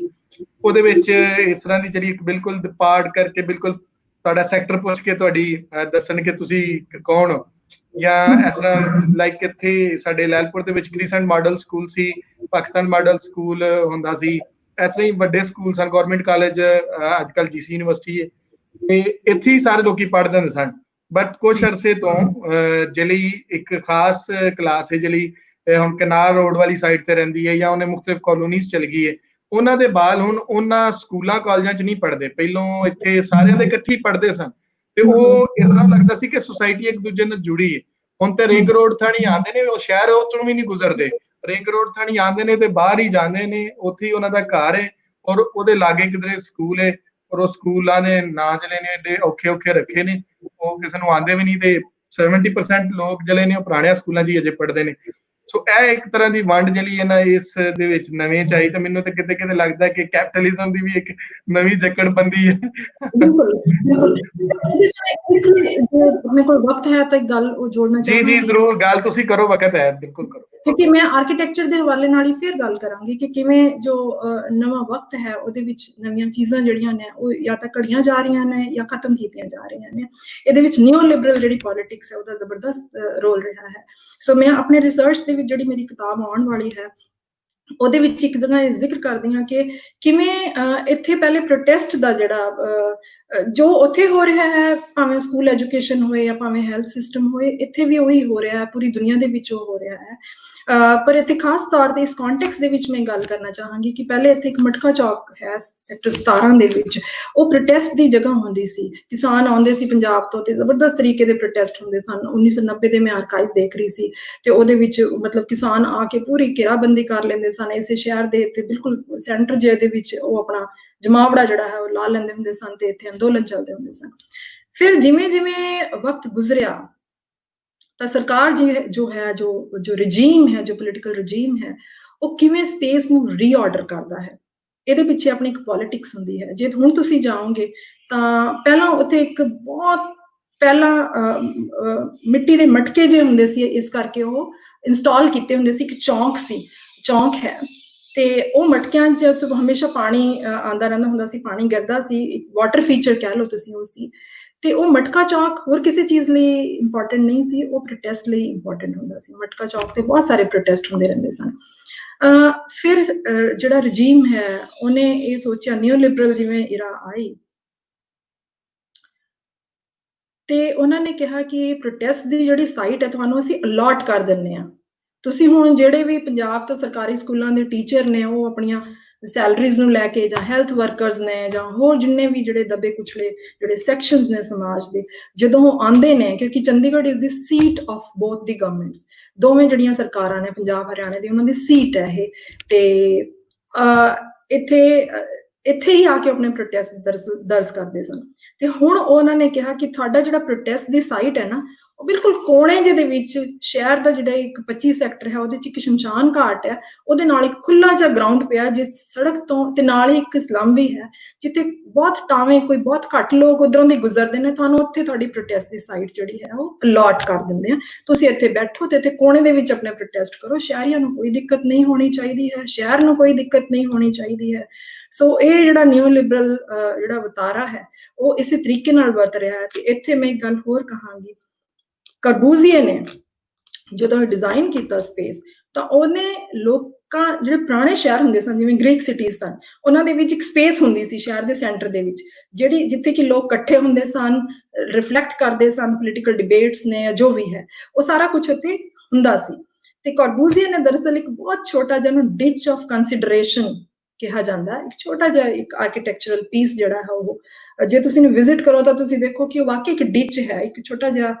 ਖਾਈ ਜਿਹੀ ਹੈ ਮਾਡਰਨ ਆਰਕੀਟੈਕਚਰ ਦੇ ਹਿਸਾਬ ਨਾਲ ਬਣੀ ਹੋਈ, ਤੇ ਉਹ ਹੀ ਰੱਖਿਆ ਜਿੱਥੇ ਕਿ ਲੋਕਾਂ, ਔਰ ਉਹ ਵੀ ਆਪਣੇ ਜਿਹੜਾ ਕੈਪੀਟਲ ਕੰਪਲੈਕਸ ਬਿਲਡਿੰਗਸ ਨੇ ਉਹਨਾਂ ਦੇ ਨਾਲ ਹੀ ਰੱਖਿਆ। ਤੇ ਕਰਬੂਜ਼ੀਏ ਦਾ ਜਿਹੜਾ ਵਿਊ ਹੈ, ਕਰਬੂਜ਼ੀਏ ਦਾ ਜਿਹੜਾ ਆਰਕੀਟੈਕਚਰਲ ਆਈਡੀਆ ਹੈ, ਉਹਦੇ ਵਿੱਚ ਵੀ ਲੋਕਾਂ ਲਈ, ਲੋਕਾਈ ਲਈ, ਉਹਨਾਂ ਦੀ ਪੋਲਿਟਿਕਸ ਲਈ ਮੈਨੂੰ ਨਹੀਂ ਲੱਗਦਾ ਕੋਈ ਜਗ੍ਹਾ ਸੀ। ਤੇ ਹੁਣ ਜਦੋਂ ਤੁਸੀਂ ਸ਼ਹਿਰ ਦੇ ਮਟਕਾ ਚੌਂਕ ਨੂੰ ਦੇਖਦੇ ਹੋ ਤਾਂ ਉੱਥੇ ਪਲਾਸਟਿਕ ਦਾ ਇੱਕ ਬਹੁਤ ਵੱਡਾ ਮਟਕੇ ਦੀ ਸ਼ੇਪ ਦੇ ਵਿੱਚ ਇੱਕ ਆਰਟੀਫੈਕਟ ਕਹਿ ਲਓ ਤੁਸੀਂ, ਉਹ ਲਗਾਇਆ ਹੋਇਆ, ਤੇ ਉਸ ਤੋਂ ਪਾਣੀ ਉਸੇ ਤਰੀਕੇ ਨਾਲ ਜਾ ਰਿਹਾ। ਸ਼ਹਿਰ ਦੇ ਜਿਹੜੇ ਬਸਿੰਦੇ ਨੇ ਉਹ ਬਹੁਤ ਕਿਸੇ ਕੋਣੇ ਦੇ ਵਿੱਚ 25 ਸੈਕਟਰ ਜਿਹੜਾ ਮੈਂ ਤੁਹਾਨੂੰ ਦੱਸਿਆ, ਉੱਥੇ ਜਾ ਕੇ ਆਪਣੇ ਪ੍ਰੋਟੈਸਟ ਕਰਦੇ ਨੇ, ਤੇ ਬਾਹਰੋਂ ਵੀ ਜਿਹੜੇ ਆਉਂਦੇ ਨੇ ਉੱਥੇ ਪ੍ਰੋਟੈਸਟ ਕਰਦੇ ਨੇ, ਸਰਕਾਰਾਂ ਉਹਨਾਂ ਨੂੰ ਨਹੀਂ ਦੇਖਦੀਆਂ। ਬੜਾ ਇੰਟਰਸਟਿੰਗ ਹੈ ਨਾ ਕਿ ਪ੍ਰੋਟੈਸਟ ਦੀ ਵੀ ਜਗ੍ਹਾ ਅਲਾਟ ਕਰ ਦਿੱਤੀ ਹੈ ਕਿ ਤੁਸੀਂ ਇੱਥੇ ਹੀ ਜਾ ਕੇ ਪ੍ਰੋਟੈਸਟ ਕਰੋ। ਬਹੁਤ ਜ਼ਬਰਦਸਤ। ਸੋ ਜੀ ਅੱਜ ਦਾ ਲੈਕਚਰ ਬਹੁਤ ਅੱਛਾ, ਸਾਡੇ ਨਾਲ ਬਹੁਤ ਜ਼ਬਰਦਸਤ, ਬਹੁਤ ਹੀ ਖੂਬਸੂਰਤ ਅੱਜ ਦਾ ਸਾਡਾ ਲੈਕਚਰ ਸੀ, ਔਰ ਤੁਹਾਡਾ ਬਹੁਤ ਬਹੁਤ ਸ਼ੁਕਰੀਆ ਡਾਕਟਰ ਸਾਹਿਬਾ, ਤੁਸੀਂ ਅੱਜ ਆਏ ਔਰ ਸਾਡੇ ਨਾਲ ਆਪਣਾ ਇੰਨਾ ਕੀਮਤੀ ਵਕਤ ਔਰ ਇੰਨਾ ਸੋਹਣਾ ਆਪਣੀ ਰਿਸਰਚ ਜਿਹੜੀ ਹੈ ਸਾਡੇ ਨਾਲ ਸਾਂਝੀ ਕੀਤੀ। ਅਸੀਂ ਤੁਹਾਡੇ ਬਹੁਤ ਮਸ਼ਕੂਰ ਹਾਂ ਜੀ। Thank you. ਜੀ ਮੇਰੇ ਨਾਲ ਜਿਹੜੇ ਦੋਸਤ ਨੇ ਸਾਰੇ, ਉਹਨਾਂ ਦਾ ਵੀ ਬਹੁਤ ਸ਼ੁਕਰੀਆ ਜਿਹੜੇ ਸਾਨੂੰ ਅੱਜ ਵੇਖ ਰਹੇ ਸਨ। ਉਹਨਾਂ ਨੇ ਆਪਣੇ ਪਲੀਜ਼ ਆਪਣੇ ਕਮੈਂਟ ਜਿਹੜੇ ਨੇ ਔਰ ਕੁਐਸਚਨ ਨੇ ਉਹ ਜ਼ਰੂਰ ਕਰੋ, ਔਰ ਅਸੀਂ ਜਿਸ ਤਰ੍ਹਾਂ ਡਾਕਟਰ ਸਾਹਿਬਾਂ ਨੂੰ ਰਿਕੁਐਸਟ ਕੀਤੀ ਸੀ ਕਿ ਉਹਨਾਂ ਨੂੰ ਵੇਖ ਲੈਣਗੇ ਔਰ ਉਹ ਜਿਹਦਾ ਚਾਹਣਗੇ ਆਨਸਰ ਵੀ ਕਰ ਦੇਣਗੇ। ਅੱਜ ਸਾਡੇ ਨਾਲ ਜੁੜੇ ਰਹਿਣ ਦੇ ਬਹੁਤ ਬਹੁਤ ਤੁਹਾਡਾ ਸ਼ੁਕਰੀਆ। ਲੈਕਚਰਸ ਦੀ ਜਿਹੜੀ ਇਹ ਸੀਰੀਜ਼ ਇਹ ਚੱਲਦੀ ਰਹੇਗੀ, ਔਰ ਅਸੀਂ ਹਰ ਦਿਨ ਜਿਹੜਾ ਹੈ ਅੱਗੇ ਤੋਂ ਅੱਗੇ ਲੈਕਚਰਸ ਲੈ ਕੇ ਜਾਵਾਂਗੇ, ਔਰ ਈਦ ਦੀਆਂ ਛੁੱਟੀਆਂ ਤੋਂ ਪਹਿਲੋਂ ਕਾਫੀ ਸਾਰੇ ਲੈਕਚਰ ਸਾਡੇ ਜਿਹੜੇ ਨੇ ਉਹ ਹੋ ਜਾਣਗੇ, ਔਰ ਉਹਨਾਂ ਦੇ ਜਿਹੜੇ ਛੁੱਟੀਆਂ ਦੇ ਦਿਨ ਹੋਣਗੇ ਉਹਨਾਂ ਦੇ ਵਿੱਚ ਅਸੀਂ ਕੁਝ ਪਲਾਨ ਕਰ ਰਹੇ ਹਾਂ, ਔਰ ਉਹ ਬਹੁਤ ਹੀ ਖੂਬਸੂਰਤ ਹੋਏਗਾ, ਔਰ ਉਹ ਬਹੁਤ ਹੀ ਹਿਸਟੋਰੀਕਲੀ ਬੜਾ ਕੰਮ ਦਾ ਹੋਏਗਾ ਸਾਰੇ ਦੋਸਤਾਂ ਵਾਸਤੇ। ਅਸੀਂ ਉਹਨੂੰ ਬਸ ਕੱਲ ਜਾਂ ਪਰਸੋਂ ਚ ਤੁਹਾਡੇ ਨਾਲ ਸਾਂਝਾ ਵੀ ਕਰ ਦਿਆਂਗੇ, ਕਿਉਂਕਿ ਉਹ ਪਲਾਨ ਹਜੇ ਸਾਡੀ ਮੀਟਿੰਗ ਚੱਲ ਰਹੀ ਹੈ, ਉਹਦੇ ਤੋਂ ਬਾਅਦ ਉਹ ਜਿੱਦਾਂ ਹੀ ਫਾਈਨਲ ਹੋਏਗਾ ਅਸੀਂ ਸਾਰੇ ਦੋਸਤਾਂ ਨੂੰ ਜਿਹੜਾ ਹੈ ਉਹ ਦੱਸ ਦਿਆਂਗੇ ਔਰ ਉਹਨਾਂ ਨੂੰ ਕਰਾਂਗੇ। ਨਾਲ ਦੀ ਨਾਲ ਅਸੀਂ ਜਿਹੜਾ ਹੈ ਉਹ ਆਪਣੇ ਸਟੈਟਿਸਟਿਕਸ ਜਦੋਂ ਵੇਖੀ ਅੱਜ ਜਾ ਕੇ ਆਪਣੇ ਚੈਨਲ ਤੋਂ ਕਿ ਕਿਸ ਤਰ੍ਹਾਂ ਕਿਹੜਾ ਏਜ ਗਰੁੱਪ ਸਾਨੂੰ ਵੇਖ ਰਿਹਾ, ਤੇ ਇਹ ਬਹੁਤ ਇੰਟਰਸਟਿੰਗ ਸੀ, ਔਰ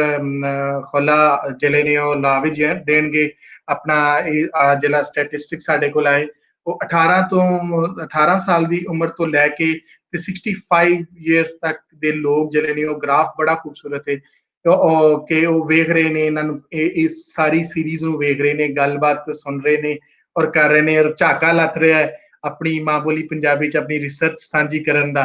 ਔਰ ਇਹ ਰਿਸਰਚ ਜਿਵੇਂ ਜਿਵੇਂ ਆਪਣੀ ਮਾਂ ਬੋਲੀ ਚ ਸਾਂਝੀ ਹੁੰਦੀ ਜਾਏਗੀ, ਲੋਕਾਂ ਦੀ ਲੋਕਾਈ ਦੀ ਲੋਕ ਬੋਲੀ ਚ ਸਾਂਝੀ ਹੁੰਦੀ ਜਾਏਗੀ, ਤੇ ਲੋਕ ਵਾਕਈ ਇਹਨੂੰ ਫੀਲ ਕਰਨਗੇ, ਉਹਦੇ ਤੇ ਆਟੋਮੈਟਿਕਲੀ ਬਹੁਤ ਅੱਛਾ ਇਹਦਾ ਇੱਕ ਤੇ ਇਹਦਾ ਇੰਪੈਕਟ ਵੀ ਹੋਏਗਾ, ਔਰ ਨਾਲ ਦੀ ਨਾਲ ਫਿਰ ਲੋਕਾਂ ਵੱਲੋਂ ਇਹਦੇ ਹਵਾਲੇ ਨਾਲ ਨਵੀਂ ਗੱਲਬਾਤ ਵੀ ਅੱਗੇ ਟੁਰੇਗੀ। ਸੋ ਸਾਰੇ ਦੋਸਤਾਂ ਦਾ ਬਹੁਤ ਸ਼ੁਕਰੀਆ ਜਿਹੜੇ ਸਾਡੇ ਨਾਲ ਸਨ। ਮਿਲਨੇ ਆ ਅਗਲੇ ਪ੍ਰੋਗਰਾਮ ਦੇ ਨਾਲ। ਰੱਬ ਰਾਖਾ।